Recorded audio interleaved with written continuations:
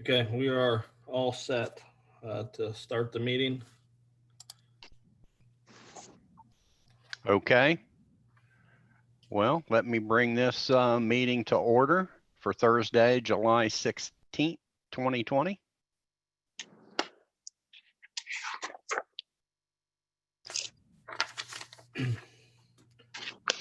All right, roll call. Mr. Shipley, Yes. Ms. Sundar,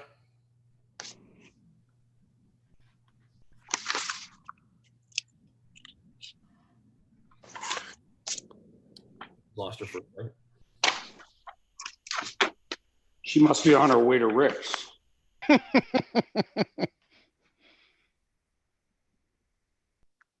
I still see iPhone.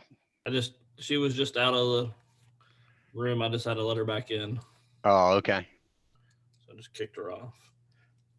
We go to Mr. Oster, Yes. Mr. Miller, Yes. Mr. Krebs, Ms. Sundar,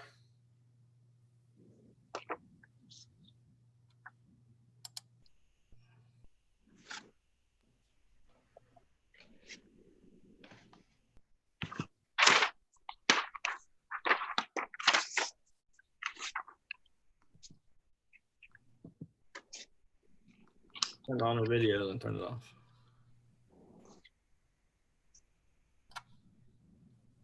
It's fine to have it on mute. Yeah. Hi everyone, I'm back. I'm sorry. Could you hear me? There you go. No, we couldn't hear you, and we're doing roll call. We needed you to voice up. Yeah, Ms. Sundar. Yes. Okay. We thought you were on your way to Rick's.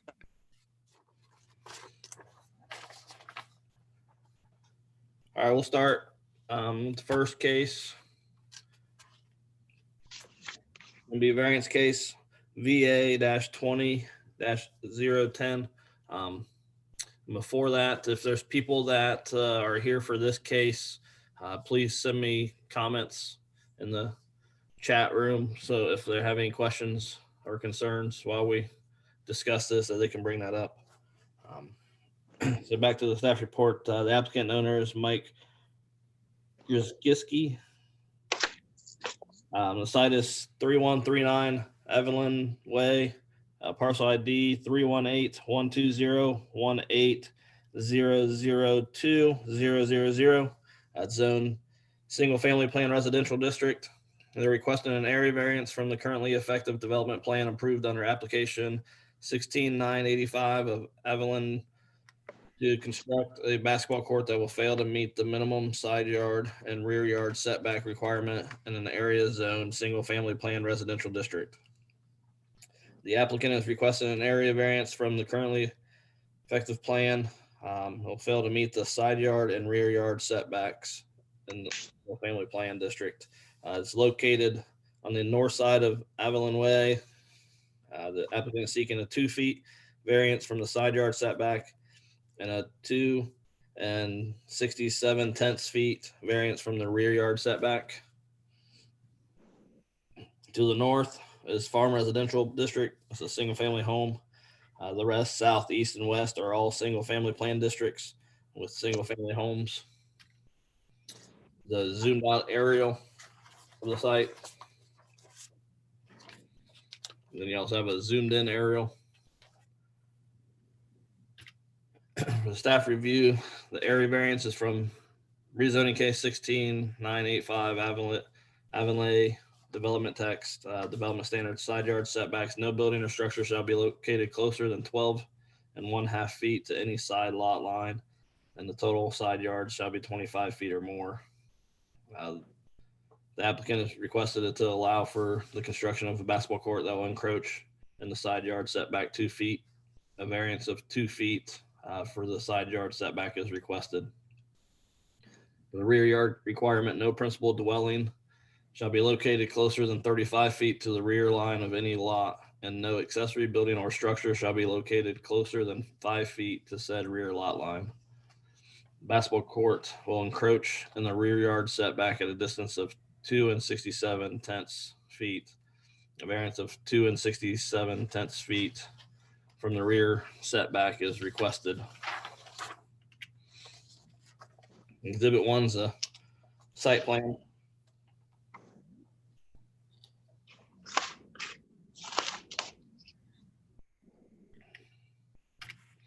Exhibit 2 is a zoomed in site plan.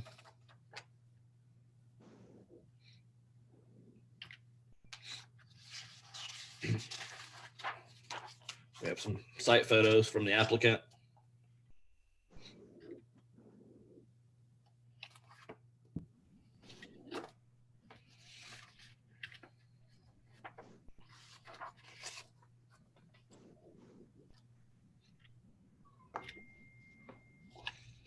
This is a site photo of Google Maps satellite.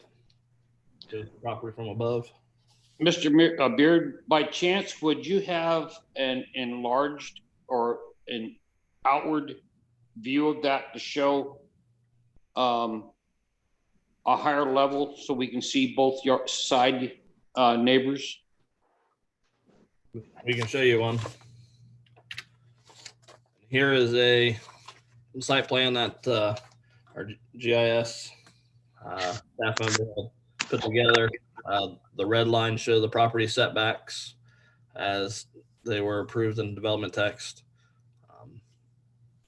showing where the property lines are in the yellow, and then it shows where the infringement is.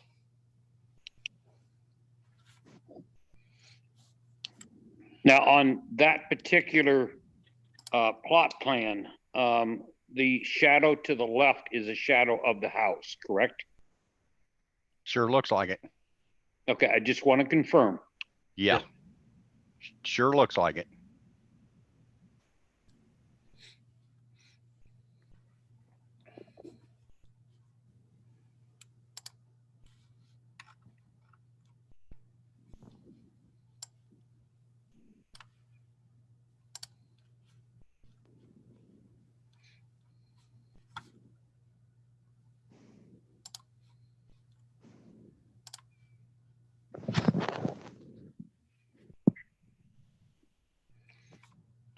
And if you can see this, this is a Google satellite image of the property. Yeah. Very good, thank you. This is the property that is requesting the variance. And the applicant is on here. I will unmute him. He'll be able to answer any questions that you have.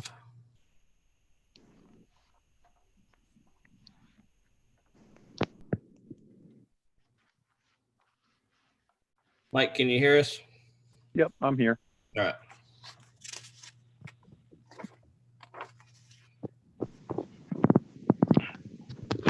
Mike, would you state your name and address, please?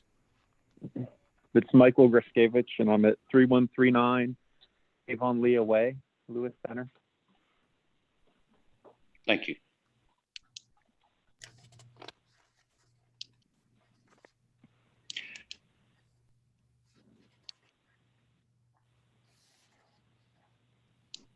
The tree line that is on the back side of your house, you have the 3 trees or 3 large bushes or arborvitaes, and then you have that long, deeper set of trees to the left of your house. Yep. And then there's a dark area that looks like a field or something of that nature, that's brown in the photo.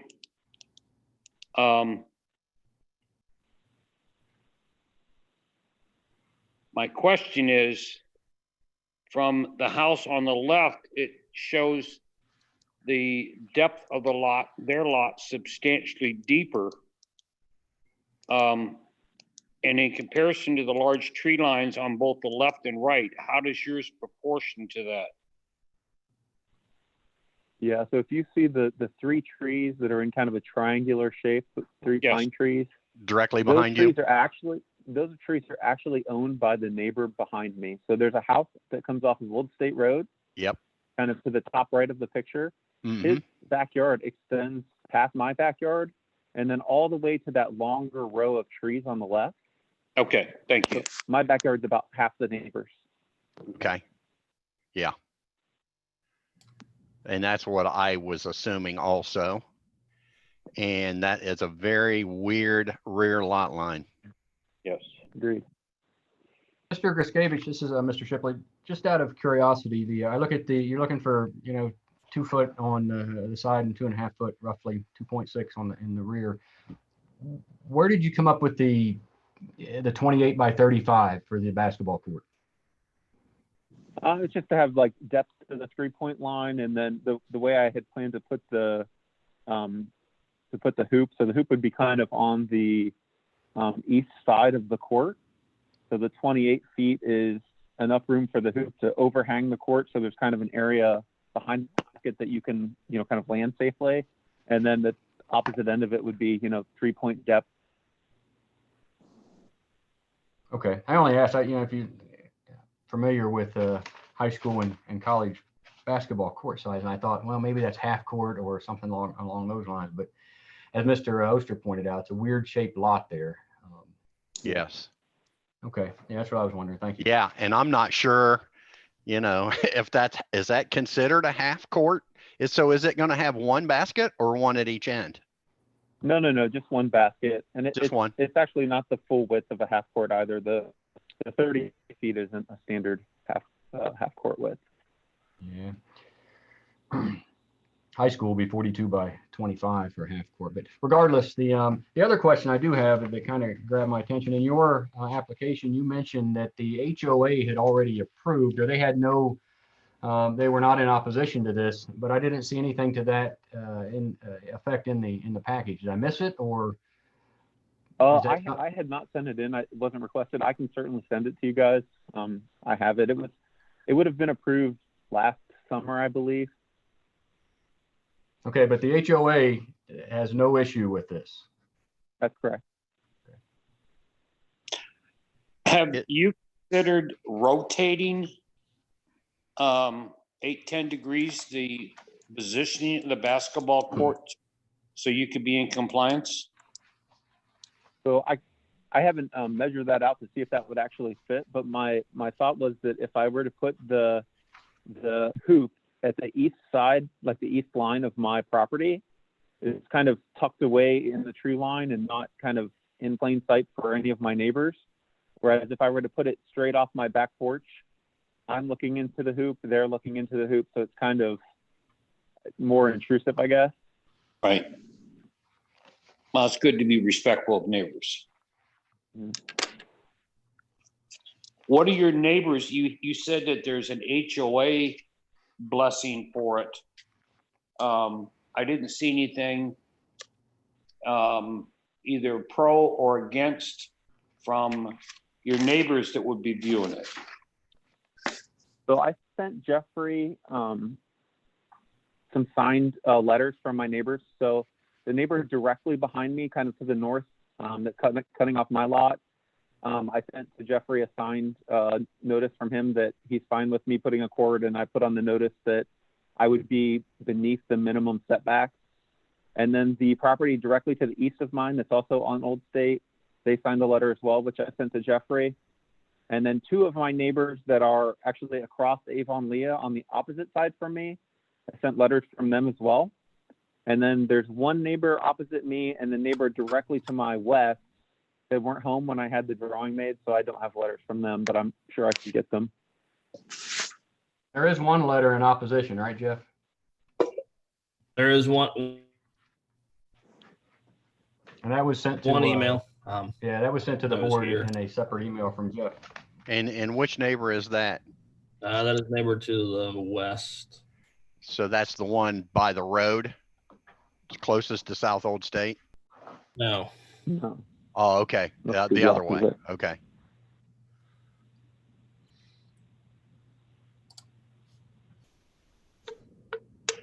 Oh, there's This the is north. one of the letters. That's-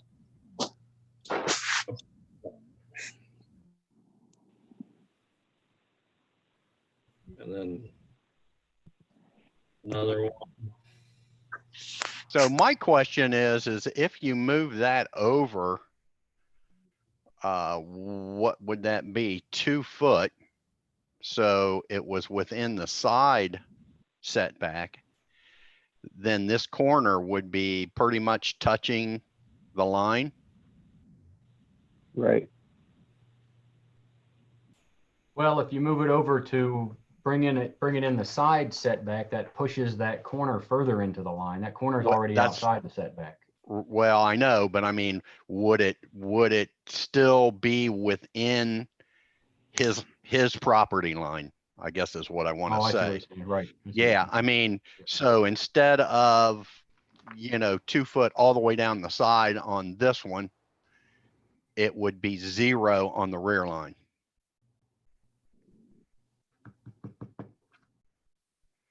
I can't answer that. I'd have to have it drawn out, but judging by the drawing, I'd say it'd be to the line.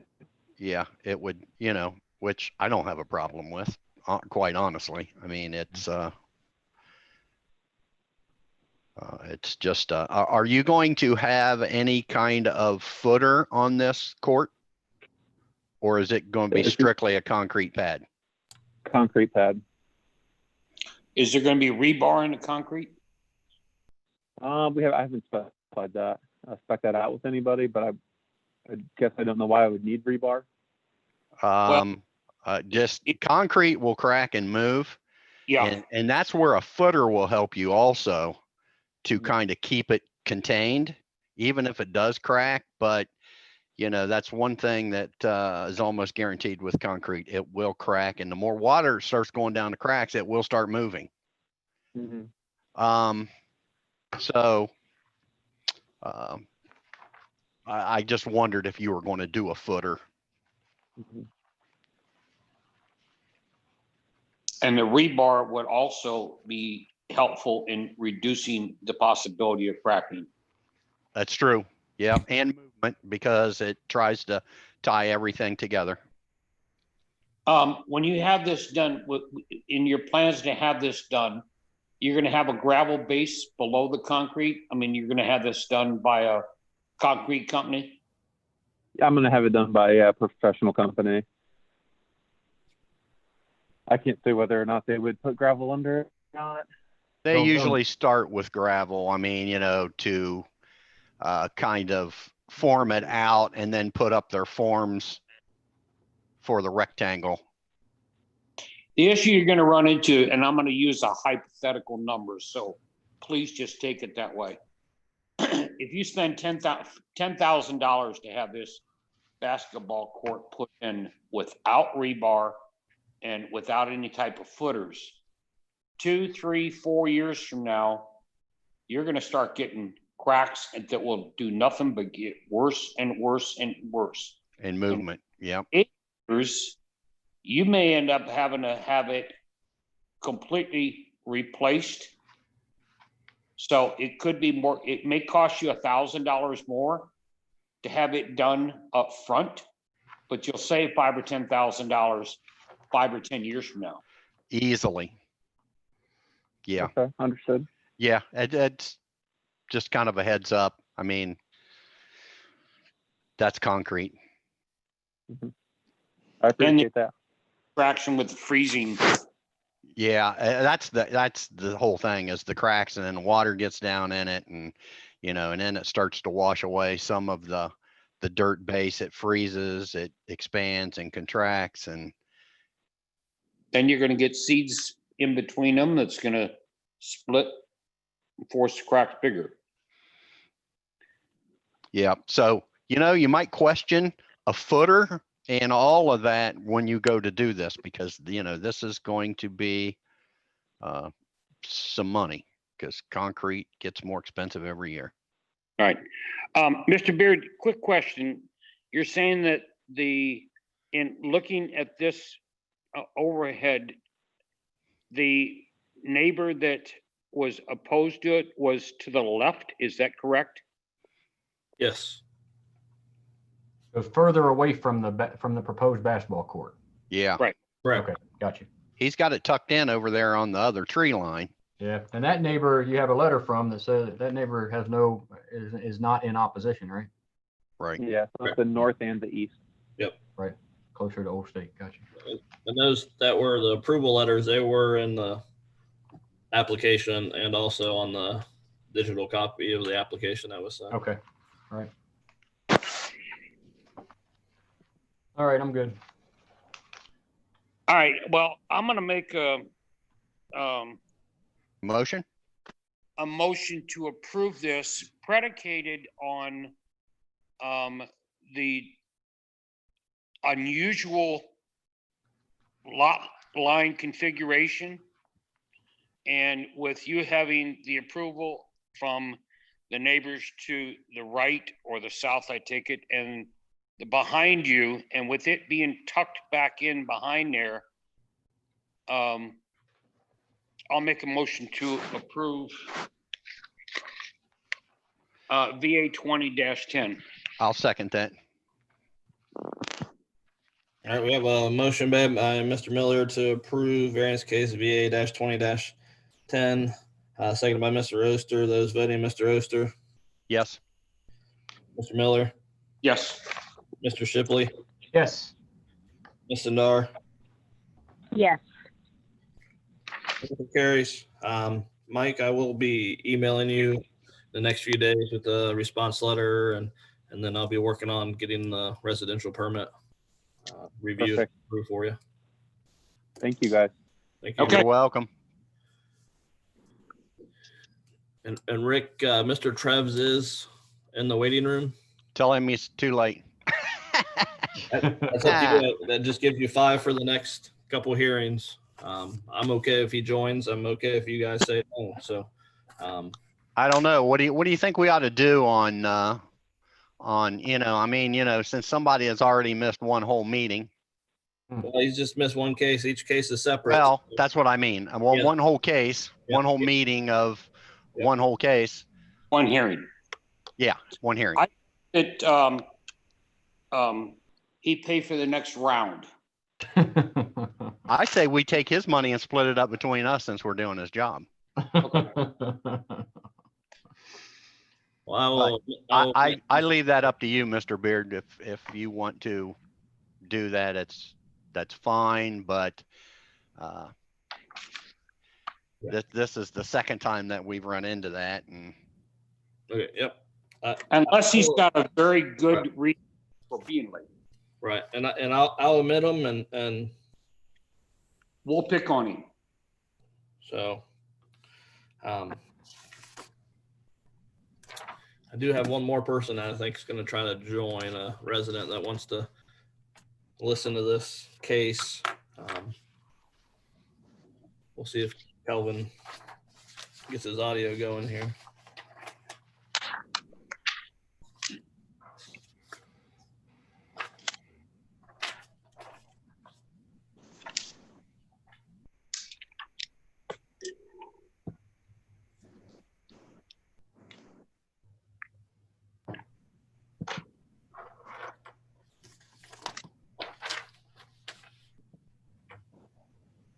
that last case, he had a pretty nice rear porch, didn't he? Yeah. I kind of thought that was pretty sweet. Kelvin, can you hear us? Yes, I can hear you. Okay. Can you hear me? Yes. Yes. I'm sorry, guys. Well, you get to buy the drinks after the next meeting. So what were you thinking at 6:30? No, I got stuck in traffic and I couldn't get anywhere to even call. Okay. You Oh, can that's- get a hold of Ghostbusters? Yeah. Who you gonna call? All right. We'll get the next case started here. Okay. Okay. I'm gonna admit one of the residents in here real quick. You just finished the one with the basketball court? Yes, Yeah. we did. Yes. Okay. That's what you owe us for. Ha, At least me and Mr. Miller. All right. there you go. We'll start the next case here. The next case is variance case and conditional use VA-CU-20-11. The applicant owner is All Shepherds Lutheran Church. The site is 6580 Columbus Pike, parcel ID number of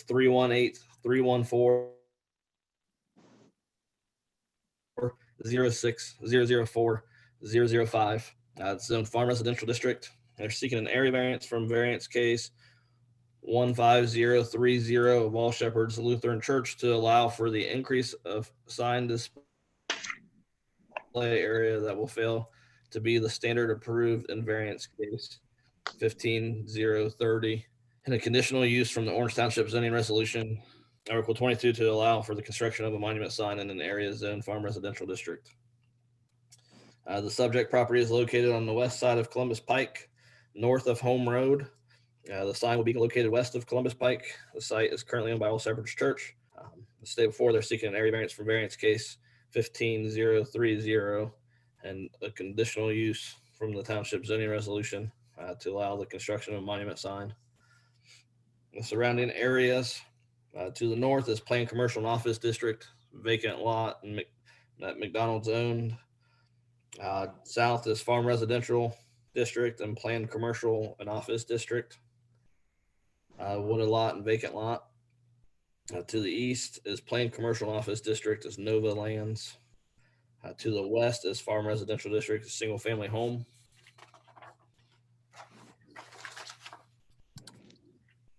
You have a zoomed out aerial and a zoomed in aerial of the site. The staff review, the sign will be located 12 feet for the area variance for variance case 15030. The sign will be located 12 feet from the right of way line of Route 23, will be 4 feet tall by 8 feet wide, and will be 32 square feet per side and will be a maximum of 64 square feet. The applicant has requested to allow for the construction of a monument sign at the previously approved setback with a larger square footage allowed per side. They are requesting to allow 64 square feet of display area per side for a total of 128 square feet allowed for the sign. A 32 square foot variance per side is requested. Exhibit 1 is the approved sign in variance case 15030. As you can see, it's 8 feet tall by more than 8 feet across. Exhibit 2 is the proposed sign, which will also be 8 feet tall. Also has the view of what it'll look like in the evening.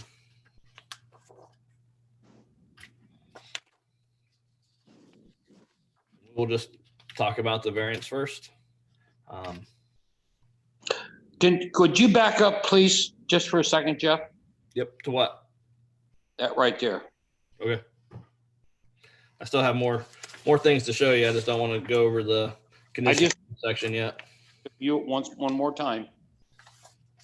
And I've read the case, so I just wanted to double check on something. Okay.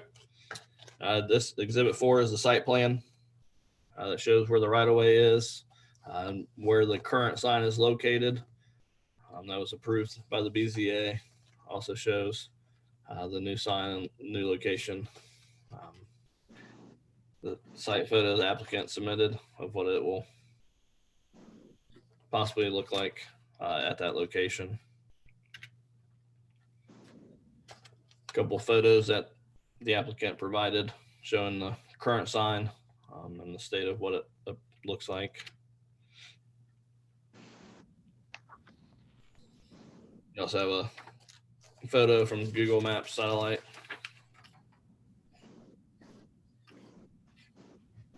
Here's some site photos that were taken today.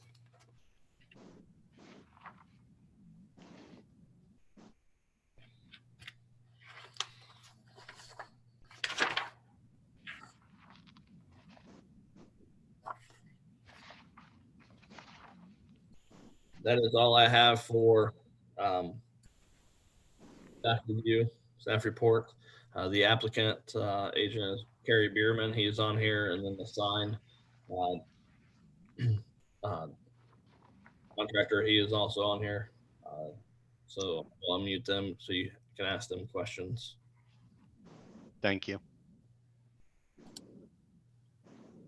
And everyone, just so that you know, I do attend this church. I will participate in the discussion, but I will recuse myself from voting. Kevin, thank you for the integrity of pointing that out. Seriously. I just wanted to make sure everybody knew it. So.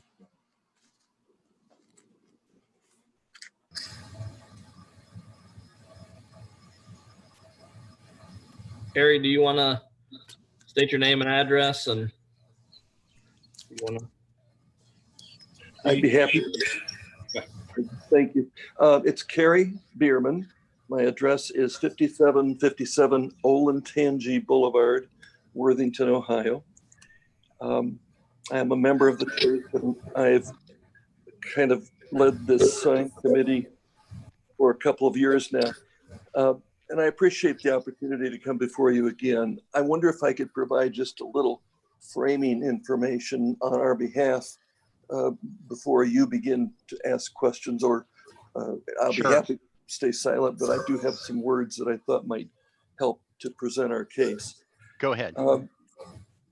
I think we have a very real problem with getting a message out. We're, as a church, and I think most churches try to put messages on their signs, and they change. And we did go before you in 2018 to request an electronic message board, and we certainly understand. And actually, I felt that we needed to be much lower in tone with an electronic board than perhaps might have been understood. But in any case, we're coming to you back to you with a manually managed message board. Our current sign uses 4-inch letters. They are not legible from the highway under any circumstances. I've gone on Google and I scaled it out. And we're about 80 feet from the center line of southbound 23. And if you consider the viewer line of sight approaching the sign, it jumps to about 130 feet. I looked that up and it's about half a block in New York. I've reviewed a bunch of information out there, and all I can say is it's terribly complicated in terms of what legibility factors are. But for some reason, there seems to be a consensus that for a message, at least, the letters have to be between 6 and 8 inches. To get that message size on a sign at the current location would be impossible. It would require a message board far too large to comply. Our current sign's front face is currently 64 square feet, and that does include structure, but it doesn't come across as structure. It comes across as what faces the driver, passerby at the moment. And we feel it would be beneficial to place a new sign in that same space because it's been there for 18 years. It serves as a landmark, possibly a landmark for Lewis Center Road as well. And we're really approaching this with as much sensitivity to dignity, lighting, message. The sign is a church sign. We really understand the code other than the variants that we request. And I know you can't just say we promise to do these things, but as a church, we do promise to take this on with a good deal of dignity. We appreciate the current sign location. As I said, it's been there for 18 years. It's time to replace it. And we would request that you seriously give us consideration for the approach we're taking. Thank you very much. Thank you. Thank you. I have a couple of questions for you, sir. And I'm a little confused in looking at the drawing that you provided, which is it's a beautiful looking sign. But here's my confusion. According to the drawing, the left at all shepherds are 7/8 tall. The below it, where it's worship sat 530p, are 8 inches tall, which is basically double the size. But Yeah. on that But it doesn't appear that way. tall, that base is 1 foot, which is 12 inches. Let me first apologize for those errors. We've sent this information out in various formats electronically. We have had no meetings in person, and a wrong submission was made on my part to Jeff, and I just discovered that, but not in time to get it to you. I can give you the exact dimensions of those letters, if I may. The church logotype is 7 3/4. The Lutheran Church is 3 3/4. The address number down below will be 7 3/4. And then we want the opportunity to make the best determination as to whether a 6-inch or an 8-inch letter is the best use of our manual sign. Okay, even that still doesn't equate, because if you're gonna have 7 3/4 letters at the bottom where it's worship sat 530p, that space is 12 inches. So how can you? Yeah, here again, I apologize. The space is 2 feet Okay. to accommodate those letters and to meet the sign requirements for the message board. Again, there was an error in the information that was attached to that. So is the overall height going to Exactly. change to 8 foot 6 inches? No, the overall height of the sign is 8. I can't. Let me just get one of my own here. Is Because 8. if you add 2 feet in there for your increase in letters there, well, The overall height of the sign, and that's 6.6. So was 8.6. And it can't 8.6. exceed 8. if I can jump in really quickly, this is Jared Norton Thank with you, Jared. Morrison Sign Company, who have been working with All Shepherds on this sign. And in essence, what has happened, and I'm not sure how it happened, but in the digital. Sir, could you please state your name and address? Thank you. Yes. Yes, it's Jared Norton with Morrison Sign Company, address 2757 Scioto Parkway, Columbus, Ohio, 43221. Thank you.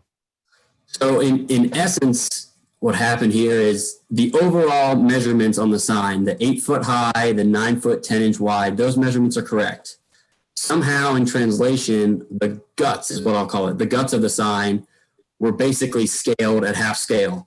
So 3 7/8 should really be, as Carrie has said, 7 3/4. Lutheran Church bumps up to 3 3/4. That message, that changeable copy center should be 2 foot. The 8-inch letter height is correct at 8 inches. And then the address below is doubled as well. So I don't know how that happened, but the overall sign size is correct. At 8 foot. At 8 foot, correct. Yeah. Thank you, Jared, because I couldn't explain that one. Well, it still doesn't look like it's possible to me, but it's just all the measurements are wrong. Well, if I may, just one other time, the Jared, of the 6.6 and the 2 feet, that 2 foot is inclusive of the 6.6 inches. You're adding 1.6 inches for the base. Right. For a total of 8. The width of the Correct. sign, or the width of the sign is 9 foot 10 inches. For a Correct. total of 63.89 square feet. And there is confusion on the letters, but more importantly, we respect only 3 letters and only 2 typefaces can be used. We understand that. So it's drawn to scale, however, the numbers are incorrect. On the guts. Yes, the scale is correct. So as you look at the copy, it is scaled appropriately to the overall sign size.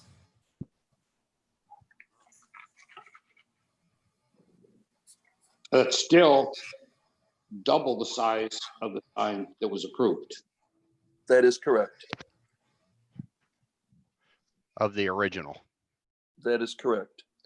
Our thought on that, which we appeal to you, is that the current sign fascia is exactly the same as the new one. It's our hope that we can get that sign closer than the 27-foot variant, the 27-foot code. It's hard enough now to read our message where it is, and we're just trying to hold on to that real estate that we've used to present our message, realizing that that's, you're making a big variance there. We also realize that the code is 15 feet and not 12. We came in at 12, 18 years ago. I don't know why I wasn't there. We'd be just as happy with 15. We're just trying to keep the sign at that readable, legible distance from the road.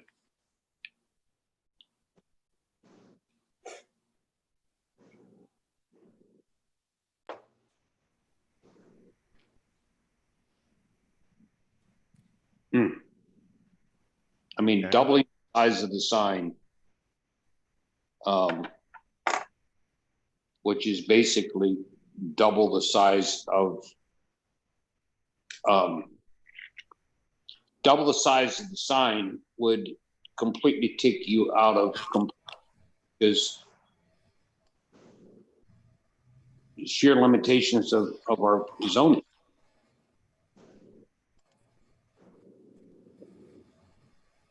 Yeah, we understand that. We're simply trying to grandfather our current space and overall size. Well, okay, I don't mean to disagree with you, sir, but you're grandfathering it, but you're doubling the size of the sign. What you're doubling is the display area, which is actually Right. what the township code addresses. Yeah, I So, understand. yes, sir. So I understand what when you explain that the full size of the sign is no larger than the existing sign, but the display area of the sign is much larger. Mhm. We fully understand that. We have, we're trying to be flexible on this. We're just trying to get a message out, and we appreciate that our request for a variance on this is asking for a large variance. We have a very big lot there. People have grown accustomed to that sign there. When you look at the old sign and in the image that Jeff has up now, that's what people see. I know that's not the display area of the sign, but it is the overall dimension of what people see currently. We feel that overall dimension would not change. However, by definition, the display area of the sign does in fact double, as does our ability to double the size of the typeface at that distance of 80 feet. The challenge is, and I'm going to say this as a general statement, if Johnny's Barbershop wants to build and they're going to come to the BZA and say, we want to put a sign up, and All Shepherd's sign is double the size of zoning requirements. We want the same thing that they have. And then Susie's Beauty Parlor is going to be a quarter of a mile down the road. And then Eduardo's Tacos is going to be a quarter of a mile. And it starts to mushroom. And I understand the importance, especially the message you're trying to put out, but it puts us in a quandary. Mhm. And I'm trying to be politically sensitive, but yet keep, I'm trying to be realistic. Mhm. I come from a background of design. I find myself more often in agreement with you all than you might think. But we are appealing this for the second time because we really feel if we can, we're trying to win some land, if you will, to be able to display it. But I also understand the dilemma it puts you in. And so we're coming to you with that in mind. And if this is something you can't agree to, then we have some fallback. But we wanted to start with this, and would love to win with this. I just want to bring up a couple comments that we've had from residents in the area with this variance case. We have Robin McComb of 6710 Fallbrook Trail, Delaware, Ohio, 43015. Speaking on behalf of the residents of Volunteer Crossings neighborhood, we would like to maintain existing zoning requirements in regard to minimal signage and non-use of monument signs, particularly on all commercial properties that front our neighborhood and other neighborhoods in the township. We encourage that something please be done to maintain minimal impact to the homeowners of the township. The church currently has signage that seems significant enough to represent the establishment. And then we have another comment from Wayne, who lives at 255 Volunteer Crossings West, Delaware, Ohio, 43015. He said he passes the sign every day on his way to drop his kids off at daycare. He can read all parts of the current sign without issue, as it's obvious from a distance that the property is a church. If anyone is interested in reading it, they could slow down. I agree, and requesting the variance not be approved. Mr. Biermann, listen, Mr. Shipley, I certainly understand I drive by that sign, as most of us do, drive by that sign quite Sure. a few times a day. And certainly understand the desire to update that. That's a large variance to jump to. Double the size of the display area is a large variance to jump to. I totally understand. I'm representing the wishes of the church. I'm representing my own feelings on it. And so I think one has to try whatever is possible to present the case. And I think we all respect where this group might take that. So without conceding, I guess I'm just saying I understand your point. Right.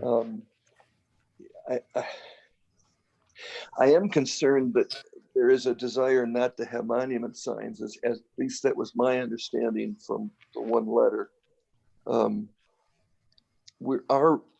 Our situation, if Jeff can go back to that overview of the church, and I don't know if you can, Jeff.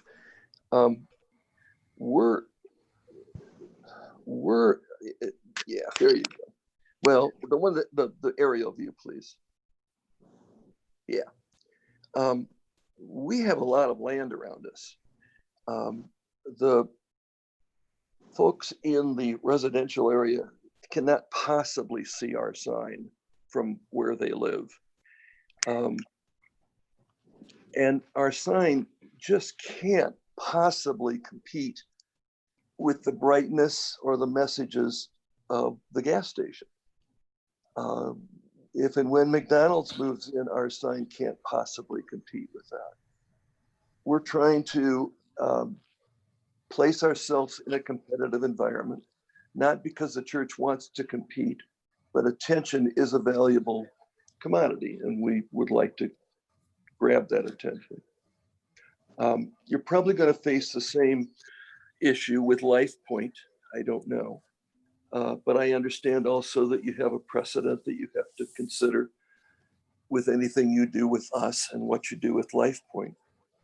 There are very few churches on Highway 23 that I'm aware of that are within Orange Township. You might point out 10 of them that I haven't seen, so I apologize. But churches have the unique situation or commitment to provide messages that are different from gas prices. That they're messages of hope, during a COVID crisis, and so it just goes on. We're just trying to get that message as close to the driver as possible in a situation where we have busier, faster, and I might even add older drivers, including me. So legibility has become an issue, and so that's why we come to you tonight to present that case. We'll respect whatever decision you have. I think what the letter is referring to, and I'm going to say this as a general statement, is some of the people have been very active in wanting to know the future development of 23. Mm-hmm. And with more and more businesses that will be opening up on 23, that means more and more and more signage.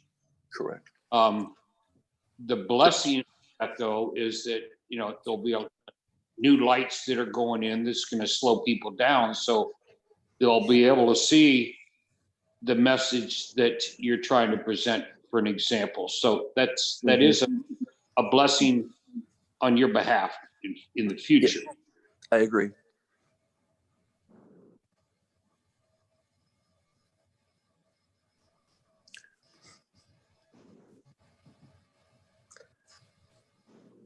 Anybody else have any comments? I'm just kind of looking at their new sign. I think they would be able to get that square footage down a lot if they didn't have this new logo on here, and it just said all shepherds across the top, and and then used the remainder of that bottom portion for their larger lettered sign, and it would be very close to the size or the square footage of the old sign. It would just shrink down the top and increase the bottom if the message is your main point. I appreciate that comment. Our message is the logo as well. It's new. We're actively bringing that to attention. Would you consider, if, as Rick said, I'm going to say this from left to right, so please take it that way. Mm-hmm. If you moved the word all shepherds to the right, closer towards the edge, that would allow you to bring your symbol of the cross in the two color also dramatically over. I mean, that could, based on the overall size of the signage, that could drop, 20, 25 square feet and still have your base, which is also the important part of your message. Well, I understand your comments. We've put a lot of effort into the design of this sign and sensitivity to negative space, positive space, the new logo, the message itself, even the address. And I think it's not like we're being stubborn about it, but as a designer, I can tell you, I would not go for that. I think logos are terribly important, and you can see them up and down 23. And I think one of the reasons that organizations or restaurants and so on go for a smaller sign out front is they have bigger signs on their buildings. Wendy's, Home Depot, Kroger, their monument sign is relatively small, but their Kroger sign is massive. that sign that's on the side of the building, or the Home Depot lettering on the side of the building, or Menards or whatever, is considered part of the signage that also needs to be approved by various BZAs. Oh, yes, I would hope so. The other part of, I've got 50 plus years of graphics and signage background, including working with Morrison. And I think what Rick and I are trying to do is give you some guidance that can help you have your message, but yet be substantially closer to compliance in lieu of doubling the existing standards. Yeah. And obviously your 4-color logo is important to you, but you also have already a huge cross in the ground that is probably a larger logo than most have. And I know we've approved that before for other churches that, a lot of people didn't like because of the size. Yeah. So, you've already got a huge marker right there, even without the monument sign. And I do believe you have one on the side of the church too, don't you? Yes, we do. I think the way to take this, and with all due respect, is to go to our second choice, which is to have the setback. I hate to ask for it. I'd love it not to be 27 feet, but I think it is clear to me that we're not going to replace the current sign in its current location. And I'm very comfortable with that. I think we can do the best for everybody concerned, for the church sign itself, which has been designed over the last 2 years with a lot of input. I think it qualifies for the setback further back. I know it does. And I would ask that we move on to that. I think if that's something you're wanting to do, then you may want to request this being tabled. All right, hold on a second. We got another comment from the resident. Robin Combe stated precedent should not be set to allow expanded signage usage or size limits, or all commercial businesses will line up immediately to request similar variances. This isn't directed towards the church, rather to all commercial properties. Thank you. And then to speak to Mr. Biermann's statement, the second part of this is the conditional use application. So the variance, if the variance was denied, he could request the change to his conditional use application, which at 27 feet setback from the right of way, the square footage is allowed 64 square feet per side. So he could just ask for the ability to modify his application to that difference. My understanding here, Mr. Biermann, is that's what you're interested in? Yes, sir. I am. I'm not clairvoyant, but my sense is that this isn't going to pass. And that's okay. I'm not making fun of it. I appreciate what you guys do. Absolutely appreciate it. We had to try this, and I fully understand your role and the precedent that you want or not want to set. And so I have nothing but respect for what you guys are doing. So the issue now would be then, and not to move too far out ahead, Jeffrey, but to discuss if the sign was moved back from the right of way to 27 feet, that increases obviously the ability of the display area and then meets the display area that you have on that sign. Right. That's correct. Gotcha. Okay. That could be a win-win for you that way, sir. So is it my understanding also that that walnut tree has to come down if you do that? Yeah, it does. And maybe some on the side, because the line of sight changes just enough that we may have to take down other trees. I don't like doing that. Right. Although walnuts are sure messy. So. But yes, Jeff, if we want to, we're going to move in that direction, do we need to take care of the first variance application first, or the first part of that first? Yes, we would need to do something with the variance, either have the board make a decision or the applicant withdraw it if they want to not pursue that. I would rather the applicant with.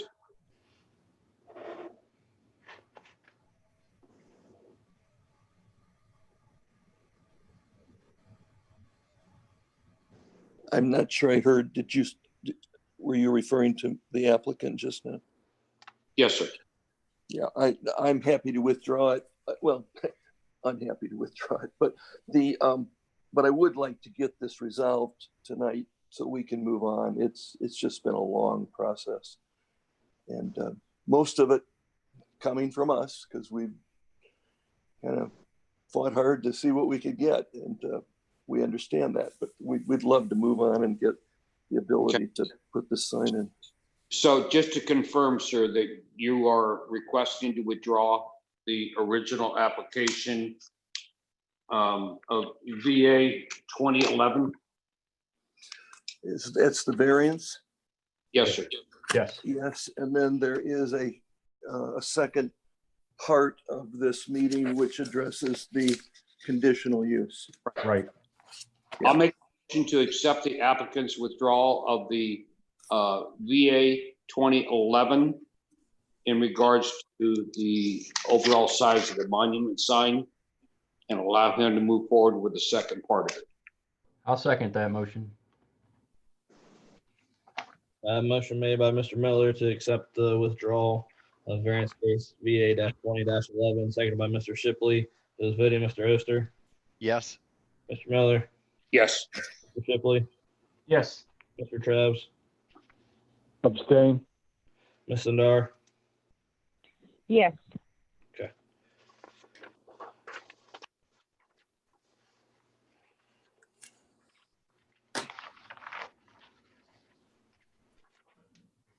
All right, that will take us on to the second part of this application, which is the conditional use from section 22.04A of the Orange Township zoning resolution.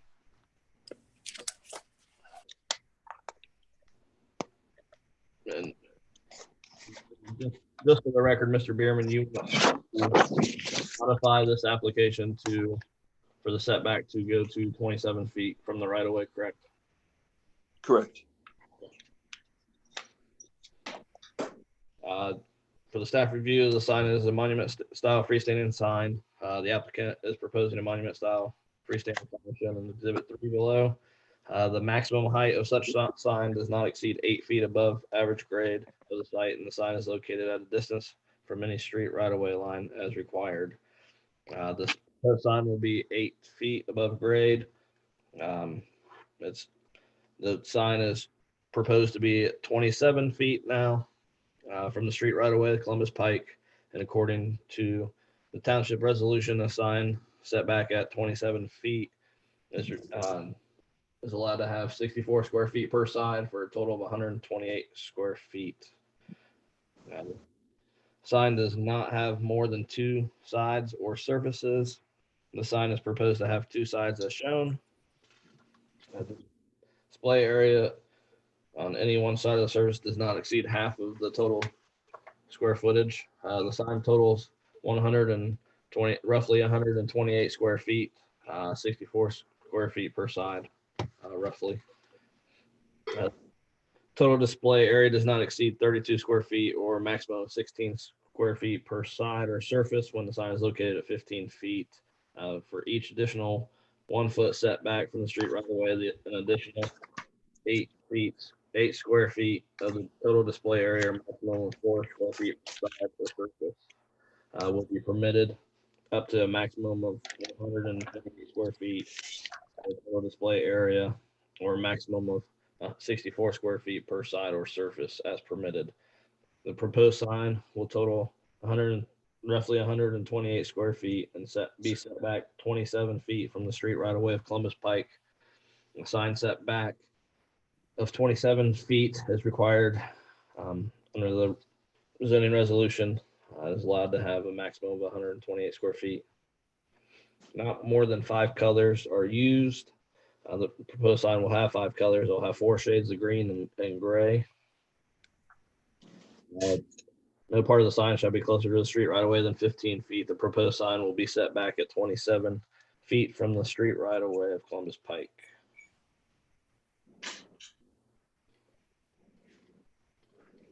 Jeff, I have a question. It says 27 feet from Columbus Pike, but going north and south, there's no restriction, right? Yes, No, because the street north. Right. You couldn't go too close to that. Right. So you could go 27 feet, within 27 feet of the street north of the church, but south, there's no restriction until you hit the woods, actually. Correct. Okay. Right, Just so what- making sure I understood that. Yeah, so what, I guess the thought process there that you just brought up would be that you wouldn't necessarily have to go straight back from the existing sign. that's a very good Right. point, and thank you for that. Right. There might be some other options there for you if you're trying to save some of those trees is the point being made.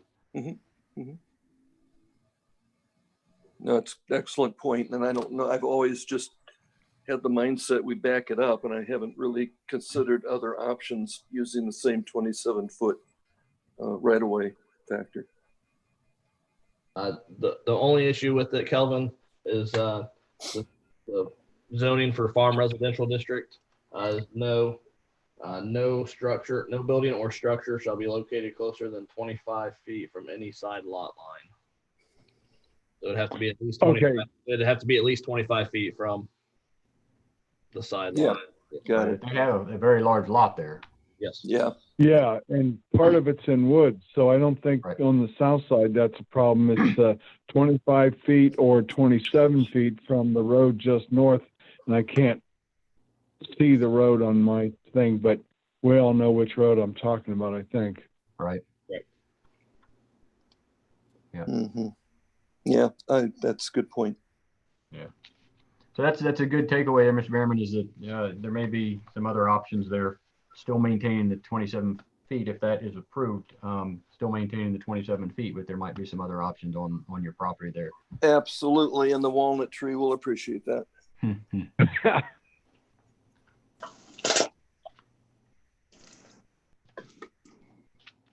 I have no further questions, by the way.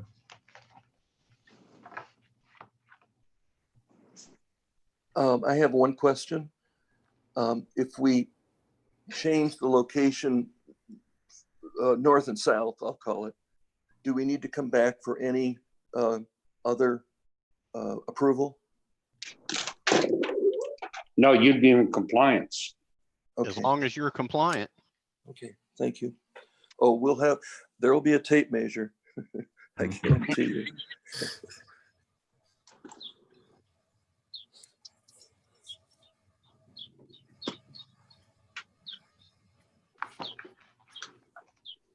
I just wanted to share it from Yeah, that's a better That is view. right. Yep. So is that blue dot that's on one of your drawings with an X in the middle of it? Is that's the proposed setback for the 27 foot? Yeah, there is one that has two boxes on it. Yeah, it's got 2 boxes on it, and I couldn't tell if it was actually the box that's behind the current sign at 12, or is it the blue X dot? I don't remember a blue X. I can tell you that the 2 boxes are roughly indicative of the location of a current sign and what a sign at 27 would, the space it would take. Okay, because it didn't look like the second box was back far enough to be more than double. It could But- very well be. I was just asking. No, good question. Thank you.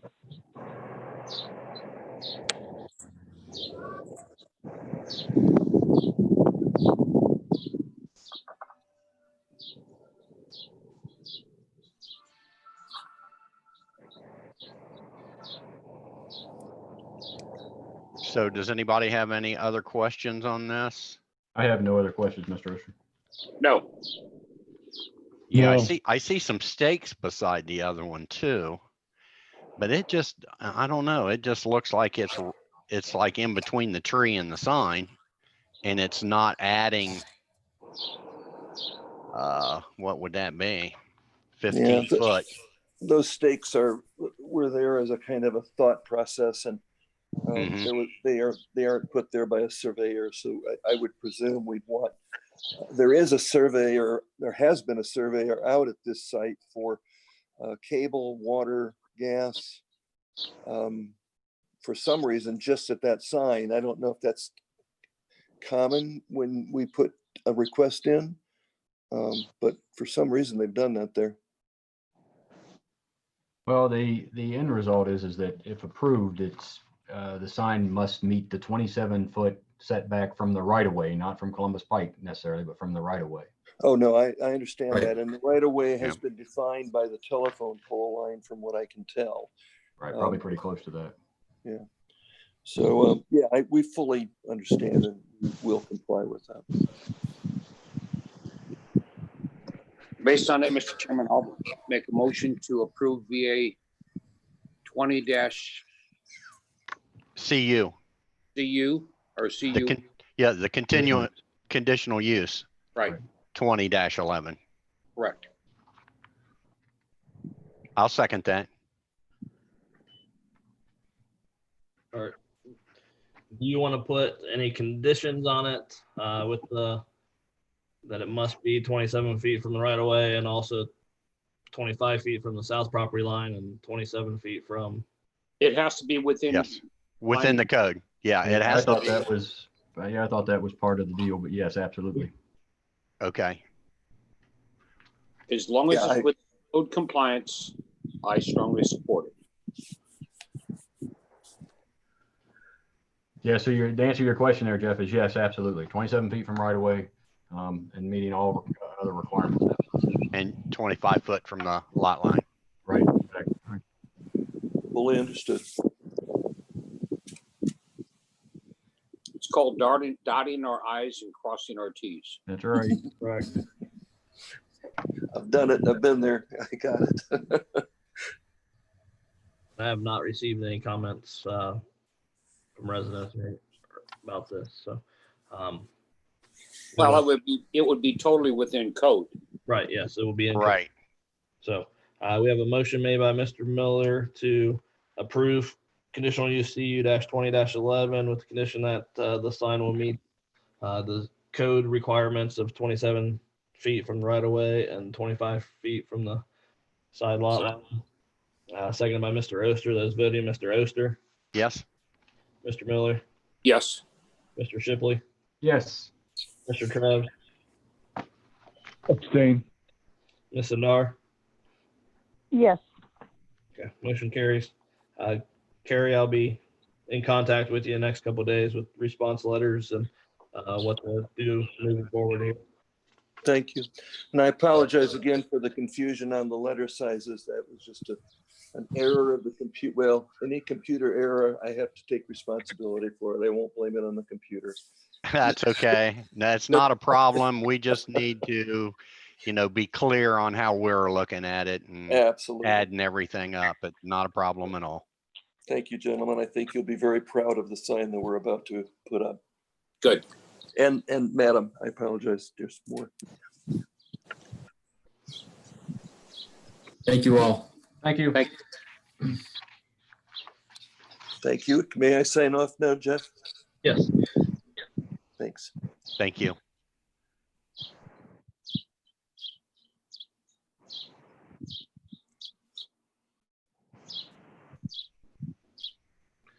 That Jerry bird chirping.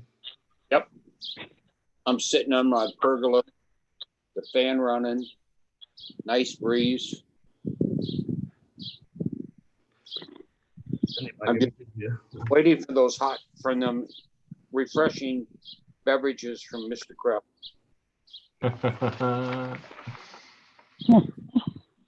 And I'm on my way.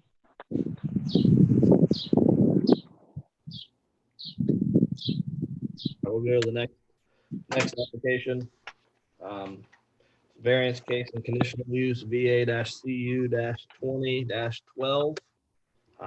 The applicant is Sign Vision Company Incorporated. The owner is AZSP Real Properties. The site is 6284 Pullman Drive. Parcel ID is 318-220-01-058036.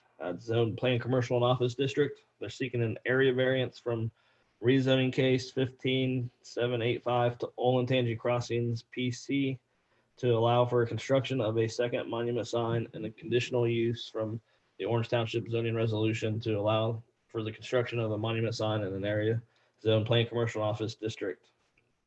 This property is located at the intersection of Olentangy Crossings East and Pullman Drive. The site is owned by AZ Real Properties. The surrounding areas to the north is multifamily plan residential districts, vacant lots. And there's some single family homes beyond that. To the south, east, and west are all planned commercial and office district. You have Kroger's, Kiwi, Clubhouse, and PNC Bank surrounding it. You have a zoomed out aerial and a zoomed in aerial of the sites. The staff review, area variance from variance case 15030, which was wrong. 15785. The signs identifying or advertising uses within the district shall be strict compliance with regulations imposed by Article 22 and this resolution. The proposed planned commercial office district will meet this requirement. The entrance feature signs will be made of a minimum of 75% brick and or stone and will include appropriate landscaping. Plans for entry features and associated signage shall be submitted to the appropriate time to the Orange Township Board of Zoning Appeals for approval. The entry feature signs will have the same theme and detail features. One of the entrance feature signs is located on the parcel for 6284 Pullman Drive. The applicant is requesting a variance to allow for a second monument sign to be located on the parcel for the pediatric dentist office constructed on the parcel. An area variance to allow the second sign is requested. Exhibit 1, the site plan, highlighted area in the top right corner is where the proposed monument sign will be located. Exhibit 2 is the proposed sign. Exhibit 3 is the current sign that's on the parcel. And once again, we'll discuss the variance first before we discuss the conditional use application. This is a site photo from Google Maps satellite from Olentangy Crossings East. Some site photos taken. This is with the building constructed now. The applicant is on here, I believe. Well, he was. I don't see him on here now. Hey, Jeff, can you hear me? Yep, I can hear you. Yep. Okay, I apologize. I had to call in. I had to go mobile, so I'm on my phone. So sorry about that. Changed it up on you. Yeah. You just want to state your name and address for us? Sure. Darren Gray with Sign Vision, and our address is 987 Claycraft Road in Gahanna.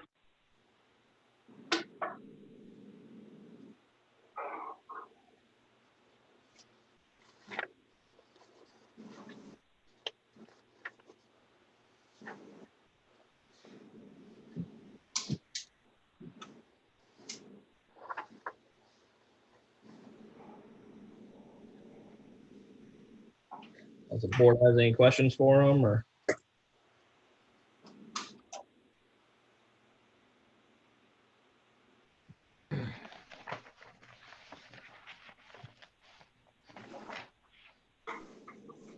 I am still looking over the documents here.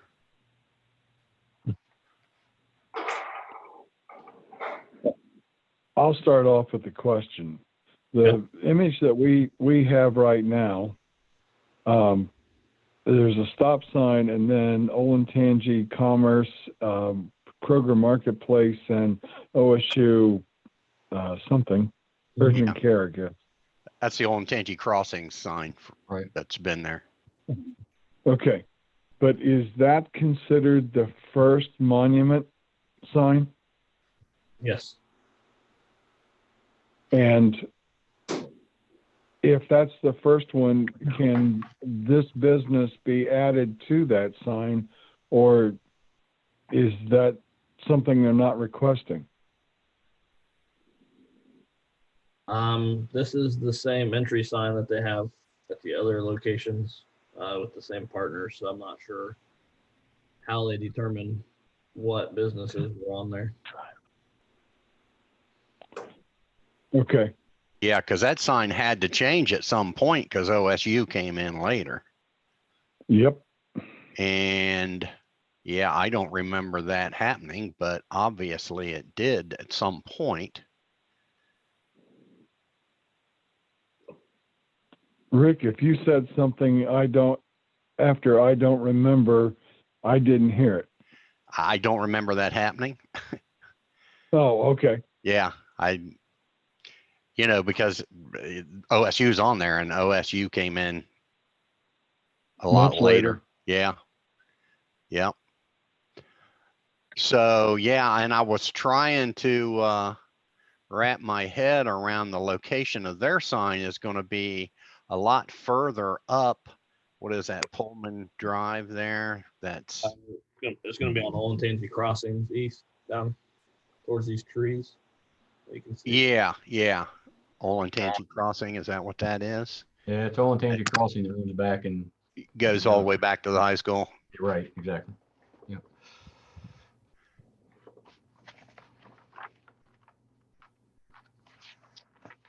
Essentially the other end of the building, right? Yes. Is that going to be like the entrance for the dentistry back off of, what is that, Orange Wick Drive that kind of would cross over, but I don't think it's an actual street. It looks like it might just be a connector into the side of Kroger. Yeah, it'll be between Kiwis. It's this little. Yeah, that's what I'm looking at right now. Is a sign. So it's going to be down on the outer corner of Olentangy Crossing. Yeah, right there. Yeah, Is that it? right That there, little yeah. yellow? Yeah, right up here is where they're. Yeah, that's kind of a poor illustration because it doesn't really give us a good idea in relation to the drive and everything that's already there. At least not to me. Okay, where is the drive coming into the building, the dentistry building? Exactly my question too. Is it coming in off of Kroger's existing strip that goes out to Olentangy Crossing, which might be part of that Orange Wick Drive? There are two entrances, one coming off of that, the little stub that goes into Kroger's, and then one off of Pullman. The entrance to the dentist is on the east side of the building. So it's the opposite side of this side. What we're saying, yeah. The other side, so it'll be closer towards where the monument sign is. That's in between the daycare or whatever, that Kiwis or whatever it's called, and their building, correct? Correct. Okay. And there's going to be more than one occupant for this building? It's just a Delaware pediatric dentist. I'm not sure if they're going to have more than one dentist. Right now, there's only one. They did get their final compliance for zoning yesterday, and they are open.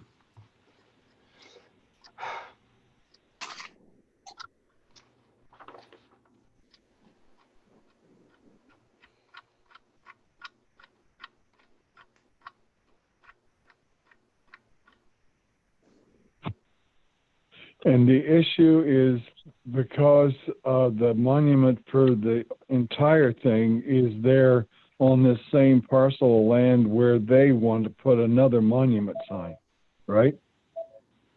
Correct. The second monument sign.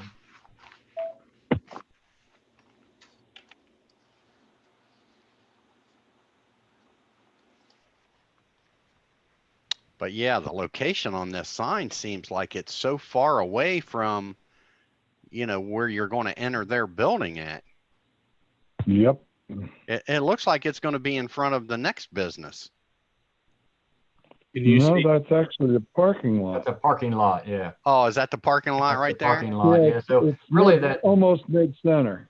yeah, I was getting ready to for the say, parking really lot. that sign's almost mid-center from Pullman Drive to the private Okay. access drive. Yeah, right. Okay. Yeah. If you Okay. drive by it on Old Tangy Crossing, it would be about I see it now on that one. I'm glad Right. you pulled that up, Jeff. Yep. Yeah. Yeah, I was. that helped. Yeah. That definitely helped right there. Because I And was the having a hard look- time of visualizing that. It looks like the entrance is on that east side or west side, I guess it is. Yes. Okay.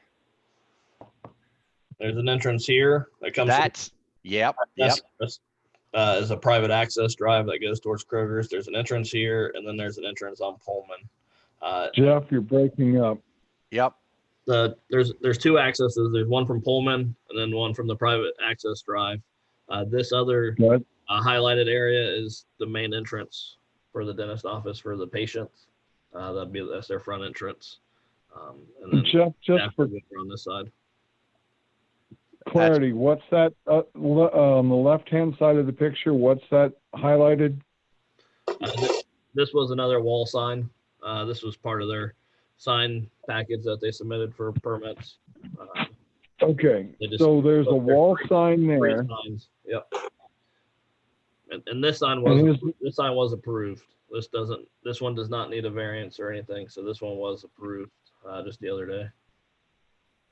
Okay, There it and is. their found entrance it. on the right side is there a sign above that? Is that why the entrance is highlighted?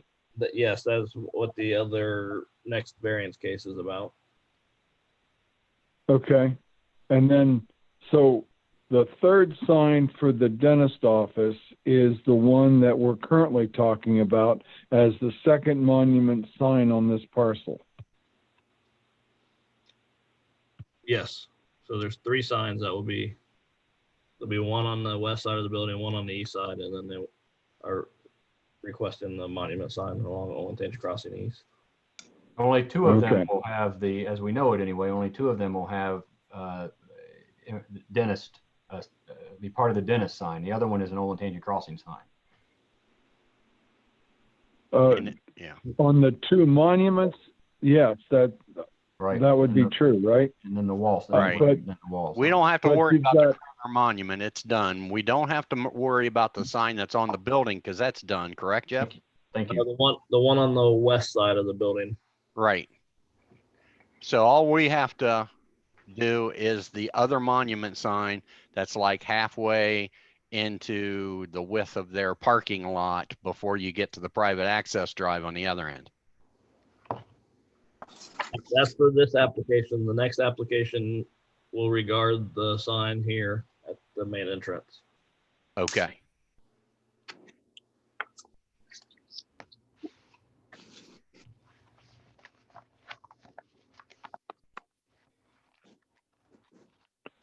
Jeff, a question.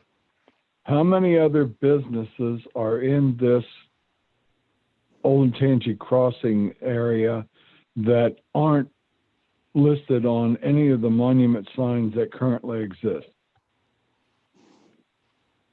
A lot. As I said, there's quite a few. That's you answered my question. That's all I needed to confirmation. I thought there was a whole bunch of them not on those monument signs. Mm-hmm.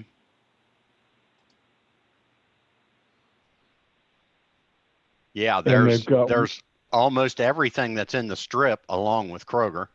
And then there's everything in the front that has pretty much gone before us for a lot of that stuff.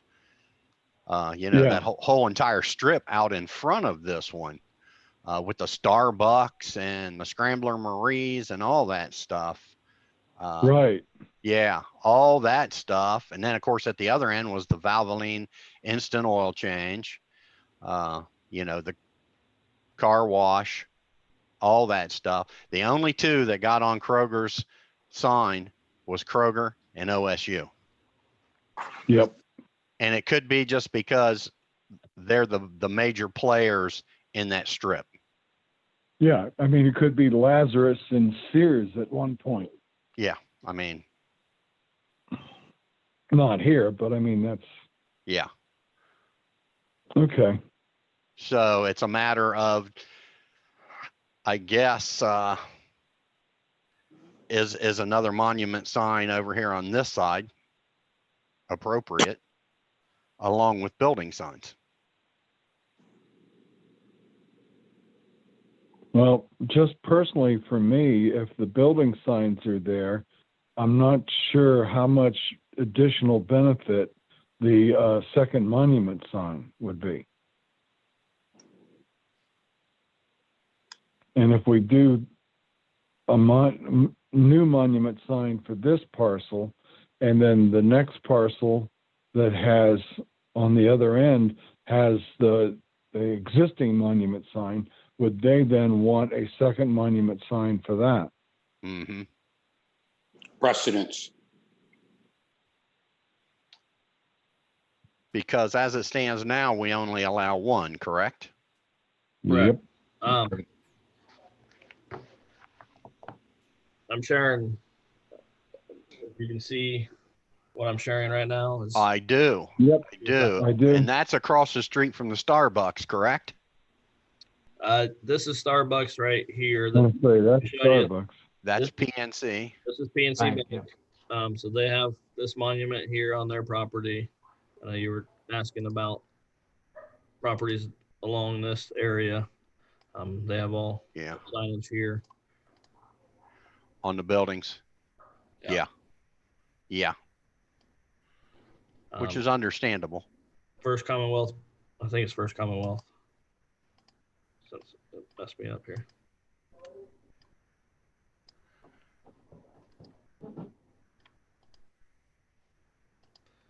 Guess I didn't want to drive down Pullman.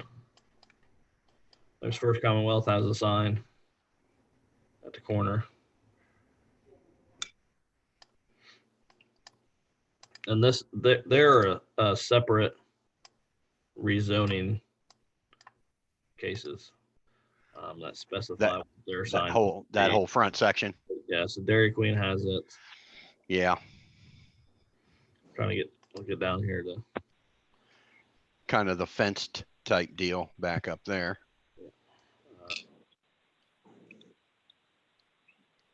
I was thinking most of the stuff that came before us on the other sides of that existing stuff was just signs on the building. The stuff that's all within here is the signs on the building, but the stuff out front did allow monument signs. Mm-hmm. Right. Pullman. Yeah, out front on the 23 side. Yeah.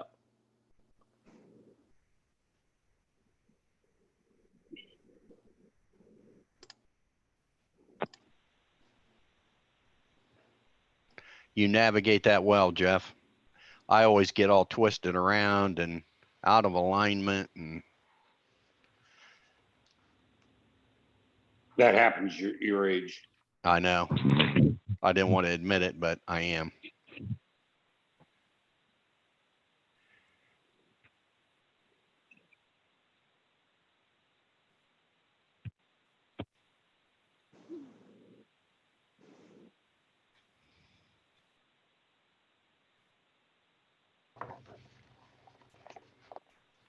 A lot of signage. Yeah. Yeah.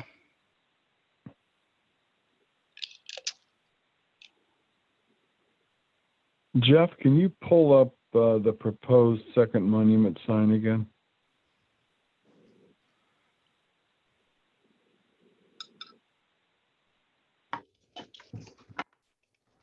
Okay. Did you expand that, Jeff?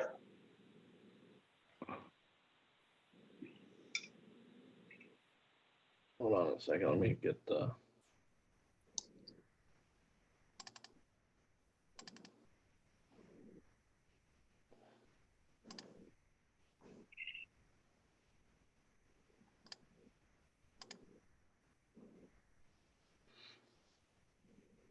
Is that better? Mm-hmm.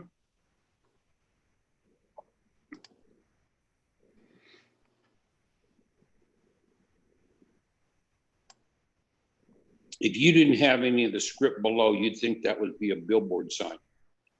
Yeah, that's Yeah. why I asked him to pull it back up. On a pole. Yeah. Yeah.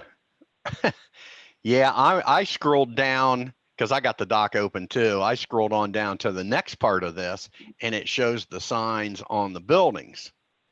And they've got almost that same sign there on that that end of the building. And then on the side that you enter, the entrance, there's another one that looks kind of high to me, but I haven't really looked at that yet. Well, that's the one on the next variant, Yeah, right? on the next variance. Yeah, for the other two signs, which I'm not sure what the specs on those are, but I was just looking at, you know, how many of these pediatric dentistry signs we're going to have. They all look the same. I mean, how many do you need?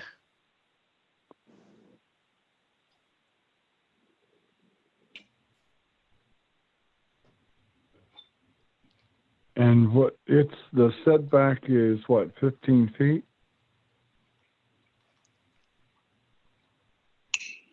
Because that's 44 feet, square feet.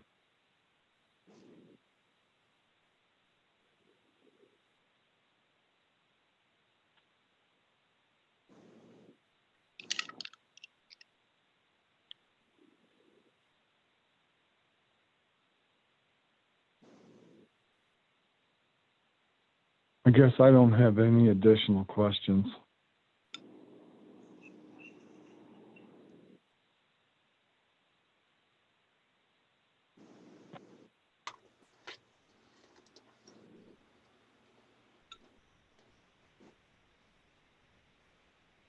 Is the applicant still on the line or its representative? Yes, I'm here. This is Darren.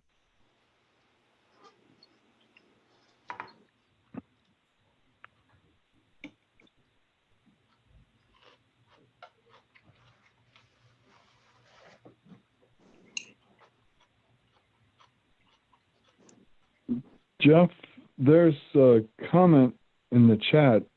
About a Was tower. that about the tower in the main entrance? Yeah, that's in the next section. That's what I was looking at. Oh, okay. That's- Then I'm sorry. Yeah, that's in the next. I kind of scrolled ahead because I've got it all in one PDF that Jeff sent, Right. just so I could look at the other signs that we're going to look at next. And so actually this is going to end up with 3 signs. 2 on the building and 1 in a monument. Yeah, one on the end there. And then 1 by the entrance on that tower that they're talking about. That will come up next on the building, and then the monuments over off of the other street instead of, because the other one is going to be on Pullman, and it's kind of on the other corner rather than being on the outer corner of the building, if you know what I mean. Yep. And I'm not sure why they just didn't put it on the other corner of the building, and it would have kind of eliminated the need for this monument sign, and it would have been higher to kind of overshadow Kroger's monument sign that's out there on the corner.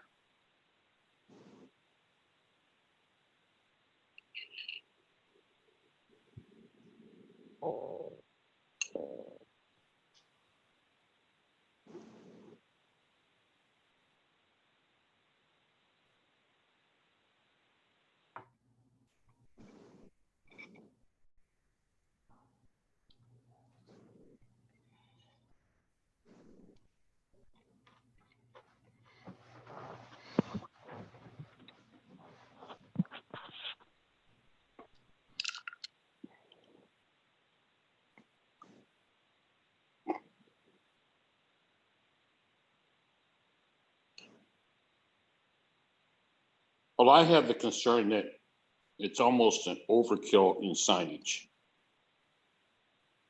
I would agree.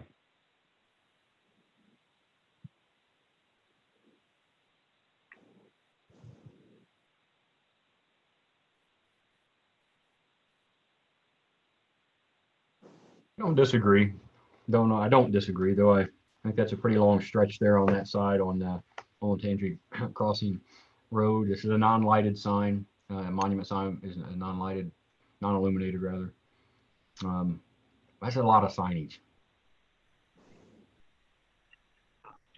If I could just say too, that the struggle is, if you all, I don't know if you've seen the building itself, and again, I'm not on Zoom, so I'm not sure exactly what you're showing other than the document that I received, but the building itself is very, very cool looking building, but there are a ton of windows, and there really aren't a lot of good spaces on the building itself for signage. So we kind of struggled with, I know you mentioned if it's on, so right now we'll have the one on the west elevation that we're already building that was approved. If we slid that over to the opposite corner, to the northwest, correct. It would be, let's see. Wouldn't that be the northwest corner? That would be, yes, the northwest. No, I'm sorry. It would be, hold on 1 second, sorry. Will be the, too many tabs open here. Okay. I've been there. So, okay. So the one, it would be the north, I'm sorry, the southwest elevation currently is where there will be a sign there that, yes, that sign was approved. That sign is in construction. That sign will be installed. That's if you look at the, yes, yeah, the highlighted section, that corner there. Yeah, I was talking about the opposite corner. Yeah. And that's when I said, the northwest. Yeah. The northwest, right. And the reason for that is because we're getting real close to that monument and it blocks. Does it? I figured it would be over the top of that, and it would, be better served over their sign. Right. The other problem with that is it's a very small section of wall. It's much smaller, and which is kind of the same issue that I guess we would lead into the next variance, but just where to place it and without it. I mean, obviously that sign on the west elevation is already off center. It's not a typical, centered on the building type of sign, but if you were to put that, or even on the north, we looked at, okay, could we just put something along Pullman there on the north?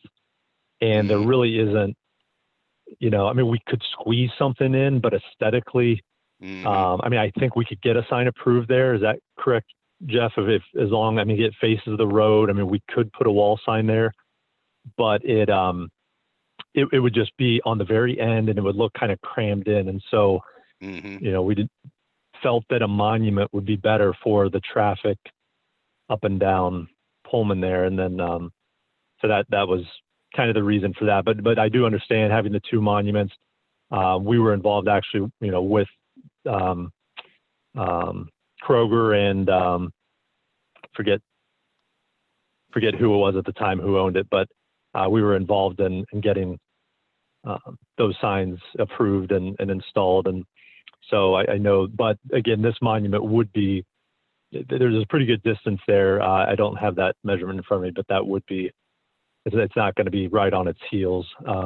There would be enough space there, but so this, I do understand having both signs on the positioned north to south. So the faces will be visible from either driving direction. Is that correct? Correct. That was that's kind of the thought behind that. Yeah. But again, a sign on the north side of the building, as so it would basically, be parallel to Pullman, but just the way, and I have some photos, and I don't know if I could email them, probably not email them to Jeff at this point, but it's just, there's just no, you know, again, we can do that. And if we, you know, I think, Jeff, if we don't get, is that correct? We can have a sign on that elevation. Obviously we're limited to space because of the windows I mentioned, but we could do that.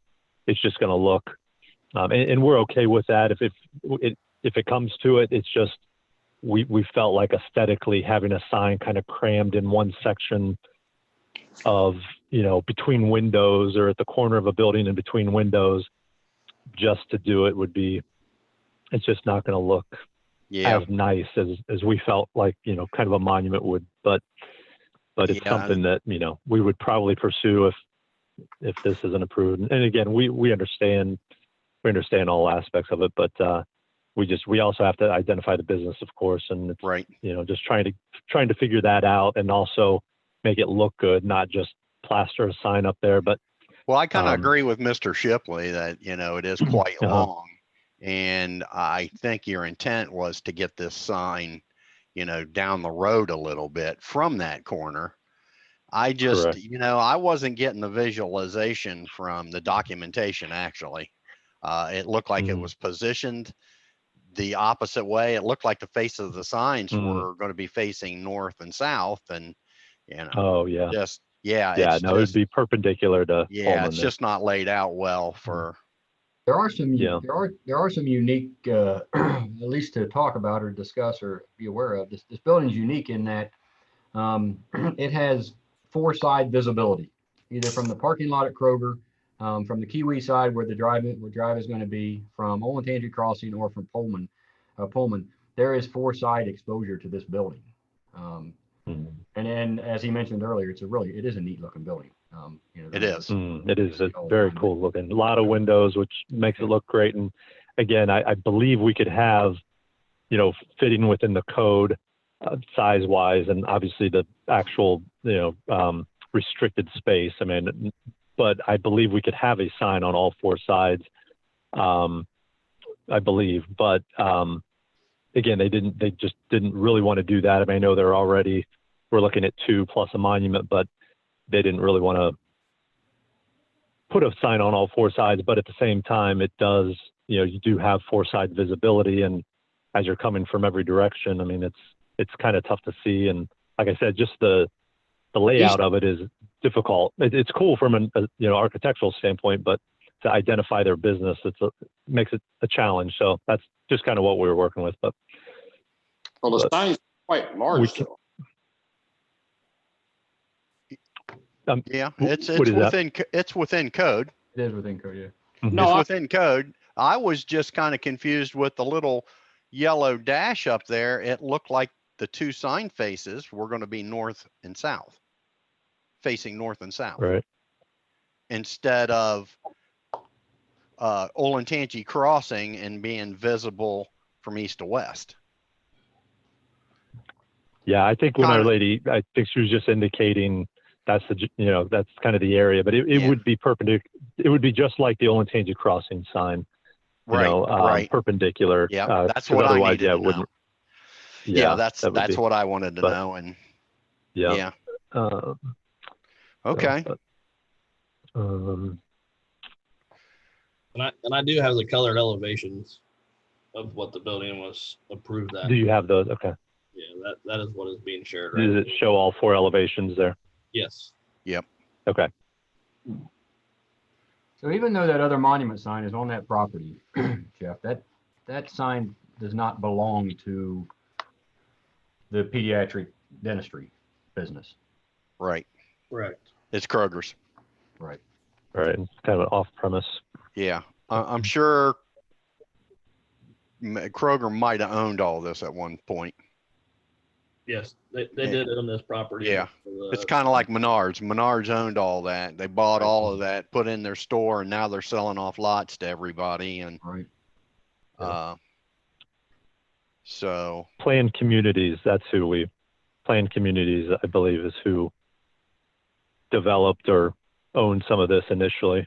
So when Kroger first built. So. Yep, I think they had some of that stuff out front there with the Starbucks. Right. And, yep.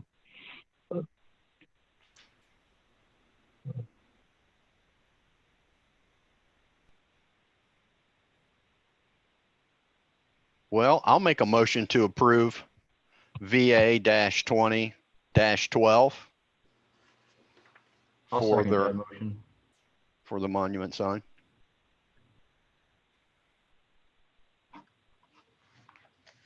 I'll second that motion if you didn't catch I did.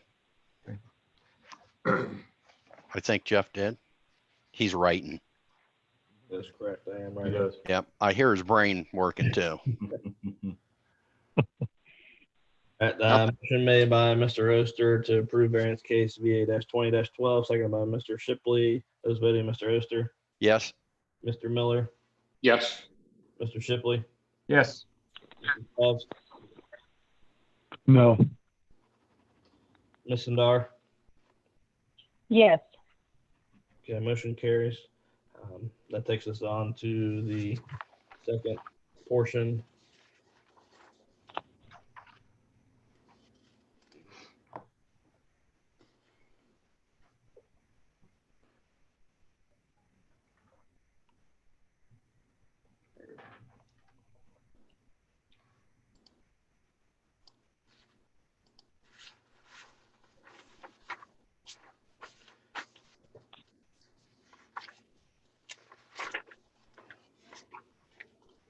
This would be for the conditional use part of the application.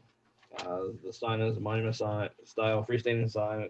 The applicant's proposing, shown in Exhibit 4.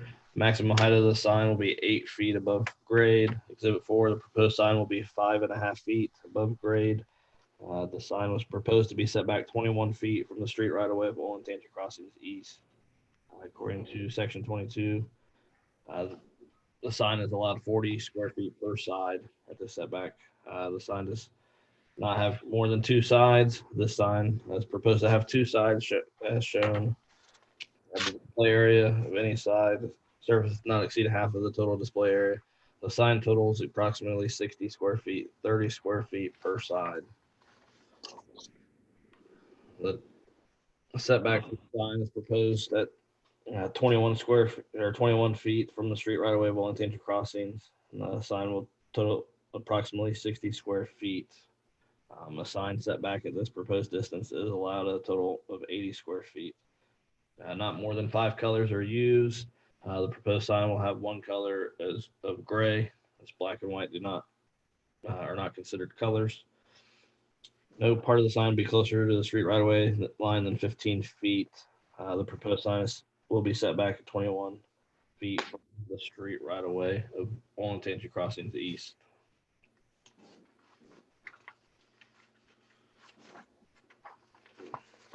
That is what I have for the conditional use portion.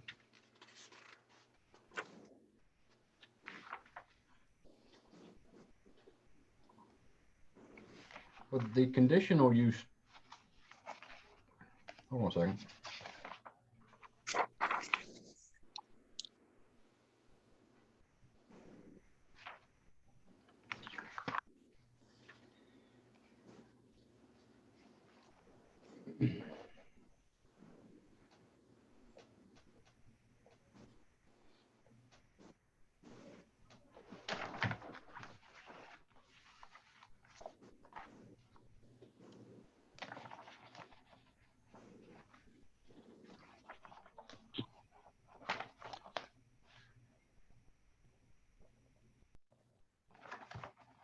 Is this conditional use 20-12 or 13?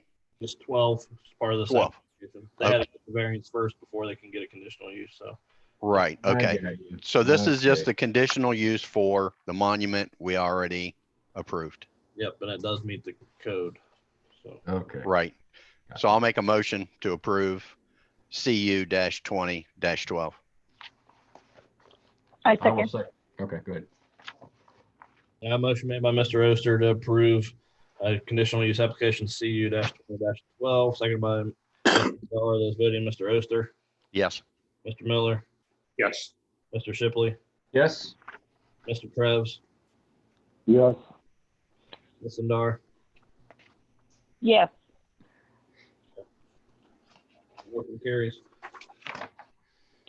Thank you. That will take us to the last application for the evening before we discuss minutes. This was for variance case and conditional, or variance case. Shouldn't have had conditional use in staff report, but VA-20-13. It's the same applicant, the Sign Vision Company Incorporated, same property at 6284 Pullman Drive.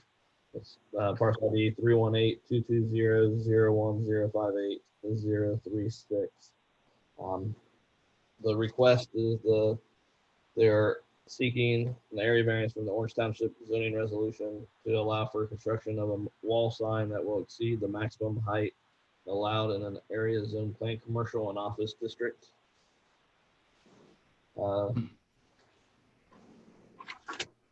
And this is for the one that's over the entry door, correct? Correct. On the tower. That On the looks, tower. yeah, it's definitely really high. Yeah, Area 6.6. variance, for commercial and industrial display signs. Such sign shall be located on or along a wall of such building which faces the street, and shall be located no more than 15 feet above finished grade or the height of the ceiling of the first floor. The applicant is requesting a variance to allow for a wall sign to exceed the maximum height of 15 feet. An area variance of 6.5 feet is requested. This is the proposed sign. Mm-hmm. And this one should be real easy.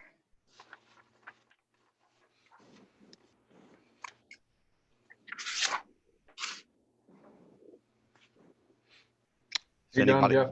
anybody have any questions on this I one? do. Is the applicant still on here? Yes, yeah. So, in looking at this building, driving by, not paying much attention to it, but I'm under the impression that the building is built. It is. Correct. Okay, so the sign is above, right now, it's 6.5 feet above the 15-foot limit at the top of the triangle, let's call it the triangle there above the door. So Right. what's plan B? If this isn't approved, Well, The sign isn't up yet. I mean, the sign's not right, there. No, right. no, The I'm sign's just saying, but that A-frame's already built. Yep. yeah. Yep. That's all there. And really with the monument, this sign, so this is their main entrance. And so, again, I think just from the standpoint of having something that, other than, door vinyls and things like that, having something that says, here you are, come in this way. If that's the only sign that's really around the entrance, they're going to know that. I mean, people will probably figure that out anyway, but with the monument, it's not as important as far as visibility from, Old Tanger Crossings East, but it's just as you get into that center, the parking lot, it identifies kind of the main entrance. So I think for Plan B, it would just be, we really didn't want to put anything on. If you look to the far left and the far right, to the left of the windows and the right of the windows on the two corners, that would have probably been that far, that left. So what is that? The southeast corner to the left of those windows. Would probably try it. I don't think we can, Jeff, can we do anything? Is there any like transom, the windows above the doors? Could we put, just, I don't know, like etched vinyl or something there, just so it kind of directs people to that entrance, or we could do a small sign. It would be very small because it's limited, but on that corner there to the left of the windows would probably be Plan B. But again, from the road, it's not as important now having the monument, but still getting into that, walking up to the entrance, they feel there needs to be something on that elevation. But Right, and I understand that, but that's, I guess, again, that's 6.5 feet above code. That's what I was asking. Well, and if you put something on the window, you're an additional, 3 or 4 feet above that. Now he's talking the window, the lower window. I'm sorry. Right, just above the door, that Right. transom window just above the door, just to cover is just to have their name or something there. No, not on the tower itself. Not, we wouldn't do that. Well, Like, you know, I guess I'm not seeing a window in front of the door.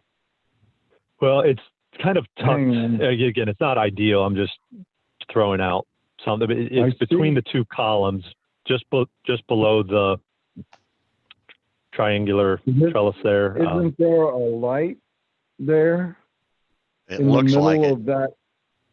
That doesn't look like a window to me. That looks like a panel.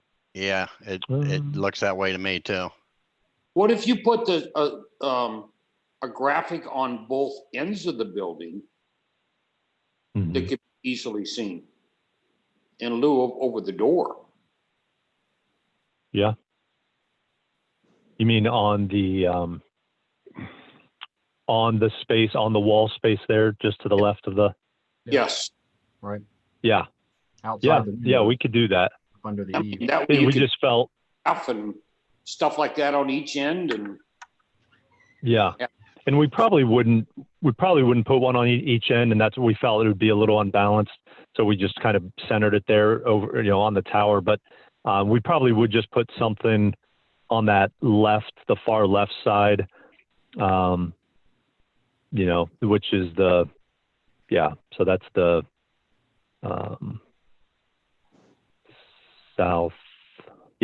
southeast corner. Trying to get my bearings there, southeast corner there.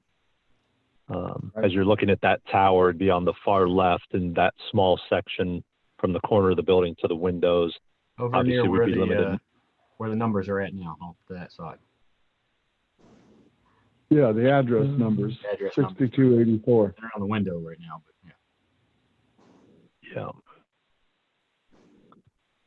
Yeah. So that's an Yeah. idea. So yeah. So that, or we could even put. I know it's not a window. It was, I think, on the architectural drawing, it was a transit window, but we could even put something above the door, just so. Mm-hmm. You know, I know there's that light, but we'd be below our requirement, I believe, if we just went, you know, just did a small 2 by something panel above the door, or but something on that elevation. So it'd be that, or on that far left end.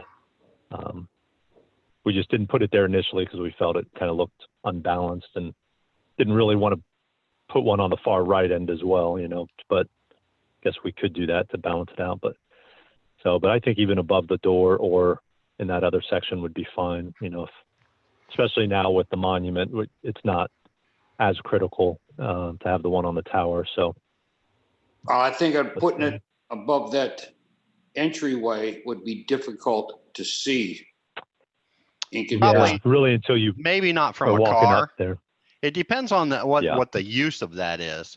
It sounds to me like he's saying, you know, once somebody pulls into the lot, you Right. know, they want to ensure that that is the entrance that they want to go through, Exactly. Yeah. Right. which I think is going to be a no-brainer. But I was That's just just say, I think that's pretty obvious. right. But all I know is Starbucks beat us up for one of those on their tower, and Right. absolutely would not let them do it. Yep. And that is exactly why I'm not going to vote for this one, because they're right behind them. I mean, Well- again, precedence. Right. Mm-hmm. I agree. Totally agree with that. So I'll make a motion to deny VA-20-13. I'll I second. second. Is that Mr. Travis that seconded first? I believe so, but take your pick. Motion made by Mr. Oster to deny variance case VA-20-13, seconded by Mr. Trevs. Those voting, Mr. Oster, Yes. Mr. Miller, Yes. Mr. Shipley, Yes. Mr. Trevs, Yes. Ms. Lindar. Yes. Yeah, that motion carries. Application is denied. Darren, for the wall signs, it has to be at least 18 inches from the edge of the building, or from the corner there. Okay. So that's are standard there. I know there's no walkway Sure. right there, so that allows you to be below the 8 feet. Okay. Yeah, it's going to be small again. And offset. So I don't know. Maybe we'll go back out. We'll see if there's something above the door that we can do that would be a small rectangular shape. That's kind of the hard thing too with their logo, but we'll see what we can figure out on that elevation just to give them something there. But yeah, that's fine. But yeah, I appreciate your time tonight. You need anything else from me? Nope. I'll be with you in the next couple of days with the response letters. Okay. And then we can go from there. That sounds good. I appreciate all your help, and thank you, everyone. Have a good night. You too. Thank you. Good night. Okay, thanks. Take care. Bye-bye.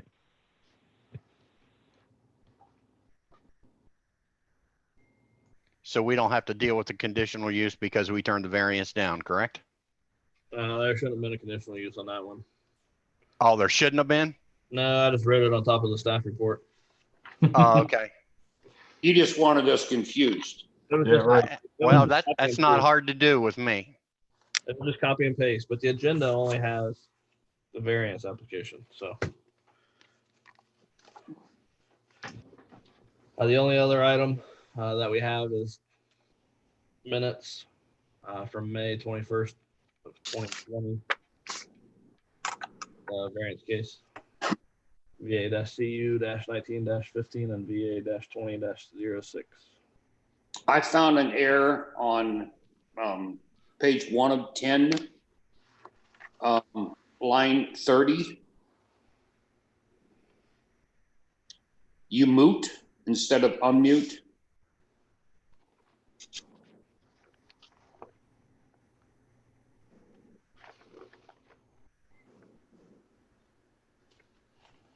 Huh.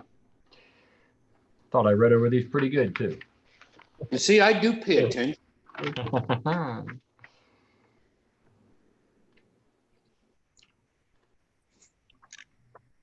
That's the only thing I found. I didn't find anything when I read through them. I sent you an email to that effect, but I didn't see anything. I found one, and I'm sorry I don't have it in front of me, but it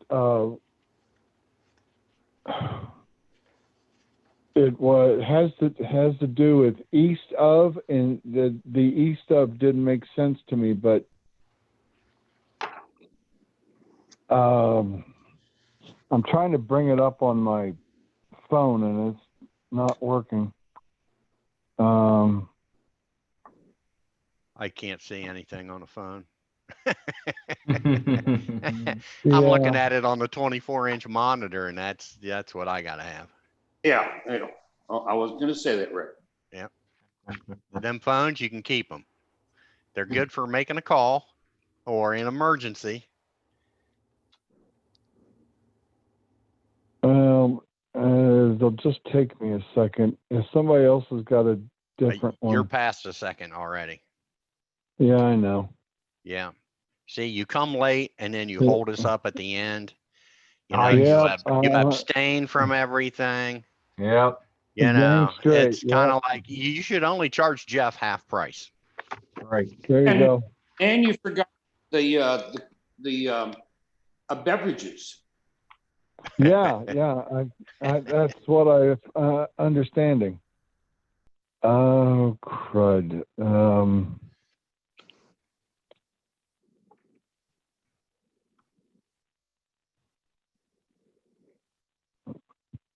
Well, boys and girls, once I get to my computer, I can send it to you, Jeff. But otherwise, that was the only one I had, and I'm not even sure it's a mistake.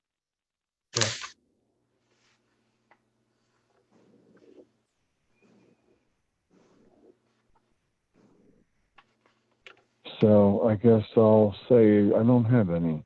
Okay. I'll make a motion to accept the minutes from May 21st for the minutes as with the minor correction noted. I'll second that.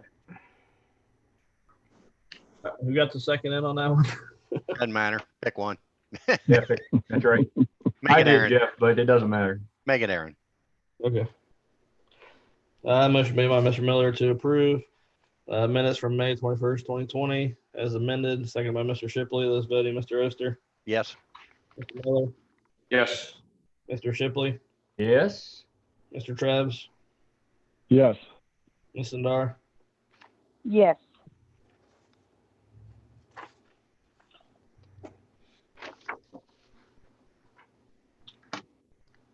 That is all that I have. I have two things, Mr. Beard. Yep. One, when the changes are going to be made within zoning codes and the guidelines and rules and regulations, et cetera, et cetera, I would urge the trustees and the powers to be to allow the BZA to visit sites, to look at sites as Amen. in years past. I think it would make our jobs much easier, less confusion, and us having a better understanding of what the clients need and how that would apply to the codes. I can do some digging on that and see what legally we're allowed to do. So you're actually asking that we would be allowed to do some investigation, so to speak. Correct. I think that it's in a situation as we just went through on the past applicant, for an example, to get an understanding of what they're wanting to do, to see comparisons of other signage, et cetera, around what an applicant wants, to give comparisons, et cetera. Yeah, It because would not all of it- definitely help, as long as I think the whole problem would arise is if everybody went together. And Oh, and you can't do that. Yeah. Right. But I mean, if you went yourself, I mean, we live up here, and generally, if you can wrap your head around, okay, where's this at? Oh yeah, I've been by there, and and you can kind of, do all that on your own. Yeah, but legally we can't even do that. I mean, Oh, we can. I do, and they have no control over my mind, what's left. You know what I mean? If I can visualize it in my mind, you know what I'm saying? I'm Right. just kind of, I mean, I have to do that with everything. And I don't see where there's really any harm either in what they're asking for, and for you to wrap your head around it. If you say, well, you know what, I'm going to give that a good look the next time I go by it, I don't think there's any harm in that either. But that's a good question. Well, my reason for up is a better understanding, but and get a flavor for what is around things. The discussion we had tonight, is too much signage, too much signage. We can see the signage just around Kroger's or a Twinkie factory or whatever it may be. And my reason for asking for it is Mr. McCarthy was adamant. No, you cannot do it. You will get yourself in trouble and the township in trouble. So yeah, I know. And and I told him a few times that, okay, well, I mean, I go by there. If I go by there, I surely can look. I mean, you know what I'm saying? You can't say that I can't look. And if I know it's coming up and I'm running it through my mind. What Mr. McCarthy stated was, and Mike was very adamant, if anybody slips of the tongue that I drove by there today, or I went by there to see blank, then yes, an intentional investigation, so to speak. And I'm trying to prevent that. Yeah. But I want to, just as important that we have a better understanding of what's going on. I agree. I think it should be part of the process. I don't think it should be not allowed. That's why. Yeah, exactly. I think that's the whole task at hand, is looking at every case and making a judgment on, okay, is it good? Is it gaudy? Is it overdone? Okay. Yeah, I agree. All right. The next question again is from Mr. Beer. How do you want us to deal with the situation that as board members, we feel that lighting, for an example, is not within the realm of what it should be? Example, if it's a monument sign and you're driving by at night and you're damn near blinded because the lights are out towards the ends of the monument sign instead of it towards the center where the name of the establishment is or whatever, how do you want something like that reported, or do you? Yeah, I mean, you can report that to me, send me an email with the location, what the issue is. I'm definitely more than willing to look into it. Sometimes it depends on how it was approved. I know in years past, some of them were approved that didn't necessarily meet code. So if it was approved, there's not much we can do about it.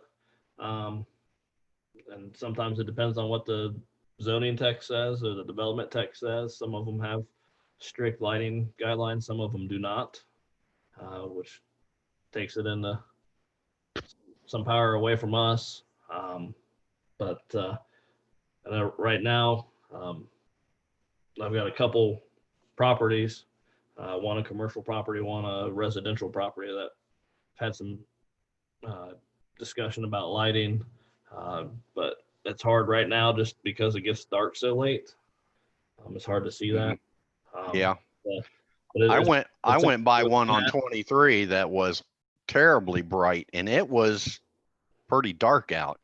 And I was thinking that business said they were going to shut all that down after the close of business, and they were closed. And I thought, wow, yeah, that's a lot of light pollution to 23. And well, my reason for bringing it up is a safety issue. Mm-hmm.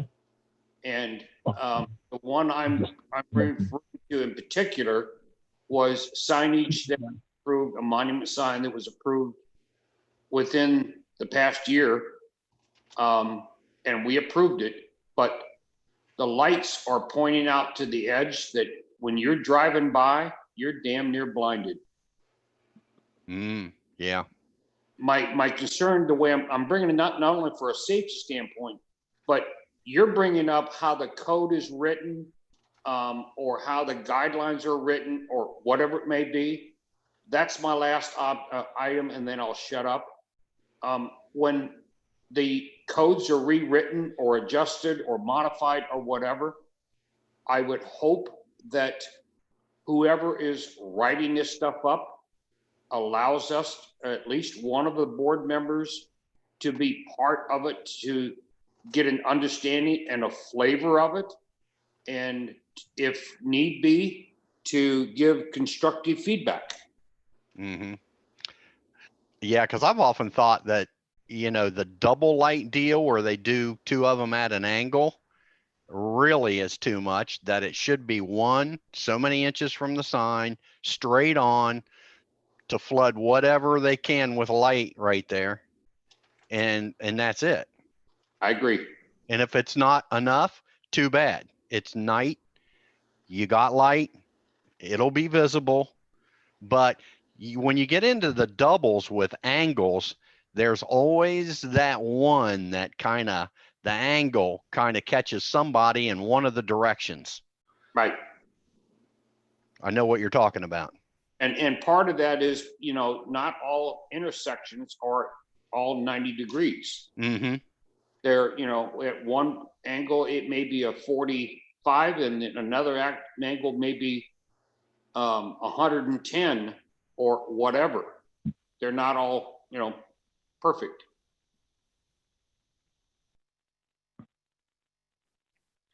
That's all I'm saying. Yeah, and when we do get to do the code update, we definitely will have members' inputs. We'll have that would be great. We'll have public meetings and we definitely want the zoning commission and the BZA to be a part of it. Kind of like any of our code updates, like kind of like the comprehensive plan. And we definitely know the signage portion of it is going to be a hot topic, at least from our end, from staff's end. We definitely want to look at the signage portion of it and to get some better clarifications on some things and some standards. And we definitely want the board's input and the residents' inputs on these. So, I mean, a prime example, and I'm not shooting this against any of the schools, but how they can have digital sign that's moving. Yep. And yet nobody else can. Yep. Now, the school can have digital signage that's moving either from a safety standpoint, because people are going to be driving by and guess what? They're going to try to read signs instead of paying attention. And I also kind of felt bad for Kelvin's church, because originally they wanted to do a black and white digital. And, you know, and of course we were trying to keep all that stuff at bay, especially with that gas station up there. And then I go by the school over here at night and they're the ones that's got the colored lit moving. And I'm going, how did that happen? Oh, that's not the only school that's got that. That's BS. Well, no. And that should be another thing is the zoning board should have to abide by these rules. And obviously there's a lot of cases where they don't. And, you know, well, again, you set that precedent and with that precedence out there, then you kind of feel bad for, oh crap, you know, we shot down these guys that paid their money and it wasn't as bad as what I just saw. Yep. That went through the Board of Trustees years ago. Is that what that was? Resolution for Orange High School. Yeah, Orange High School. Yeah. Yeah. It's not just Orange High School. Go down Orange Road. Well, no, it's Orange District. It's Berlin. It's all of them. Yep. That's my point. And everybody else. No, Are you talking about totally South Old agree. State, going up South Old State? If you go off South Old State and you're heading north and you turn right on Orange Road, go down about 1.5 miles where the two schools are at. Guess what? Yeah, that's the one we're talking about. That's the Orange High School they built. Okay, but go up to the other side where the Kroger's by 23. Guess what? I believe they have up there. That's not Orange Road though. That's up Lewis Center Road. Yeah, that's Lewis Center Road. Is that what you're talking about out by Kroger? Right. Yeah. Well, that church wanted to do one and we shot them down. Yep. That other one where they put in the roundabout. Right. And then go to West Liberty or Liberty High School. It's there again. Oh, I didn't know that other other high school, they've got the colored digitals. Yep. Yeah. Yeah, see, every high school. That's bad news. That's, you know, and you know what happened probably is they went in there and says, well, they got to do it. Why can't we? Okay. And you kind of are stuck. Yeah. Jeff, in that regard, why would and I'm not shooting anybody at being a trustee making a decision on something, but why would they give approval without zoning approving it? I can't tell you that. That happened way before I was here. No, I'm not asking that part. It's a general question. Are you saying it probably wouldn't happen that way now? That they would probably come to you and Michelle and say, hey, you know. I believe they would discuss it with us. Ultimately it'd be their decision, but Olentangy High School does not have a digital sign. They don't? They do not. They have a manual message board, and then they have a big stone monument sign. Okay, if I'm wrong, I'm wrong, and I apologize. But I know the Orange Road does, and I know that Liberty does. Yep. And Liberty is a different township, so we don't have any control on that one. Right. So's Berlin, and they have it up there. That's true. Yeah, that's true. Yeah, but it's all part of Orange School District too. It is. It Yeah, is. that's why I think all of them have it once it was granted for one. It could be.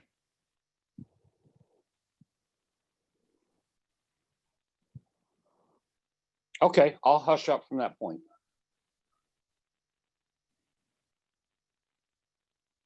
Okay. Gentlemen, my battery is running low. We know that, but we didn't want to bring that up. Yeah. Oh, you're talking about your phone? Yeah. Oh, You're sorry. amazing how much energy this sucker uses when you're doing all this. Yeah.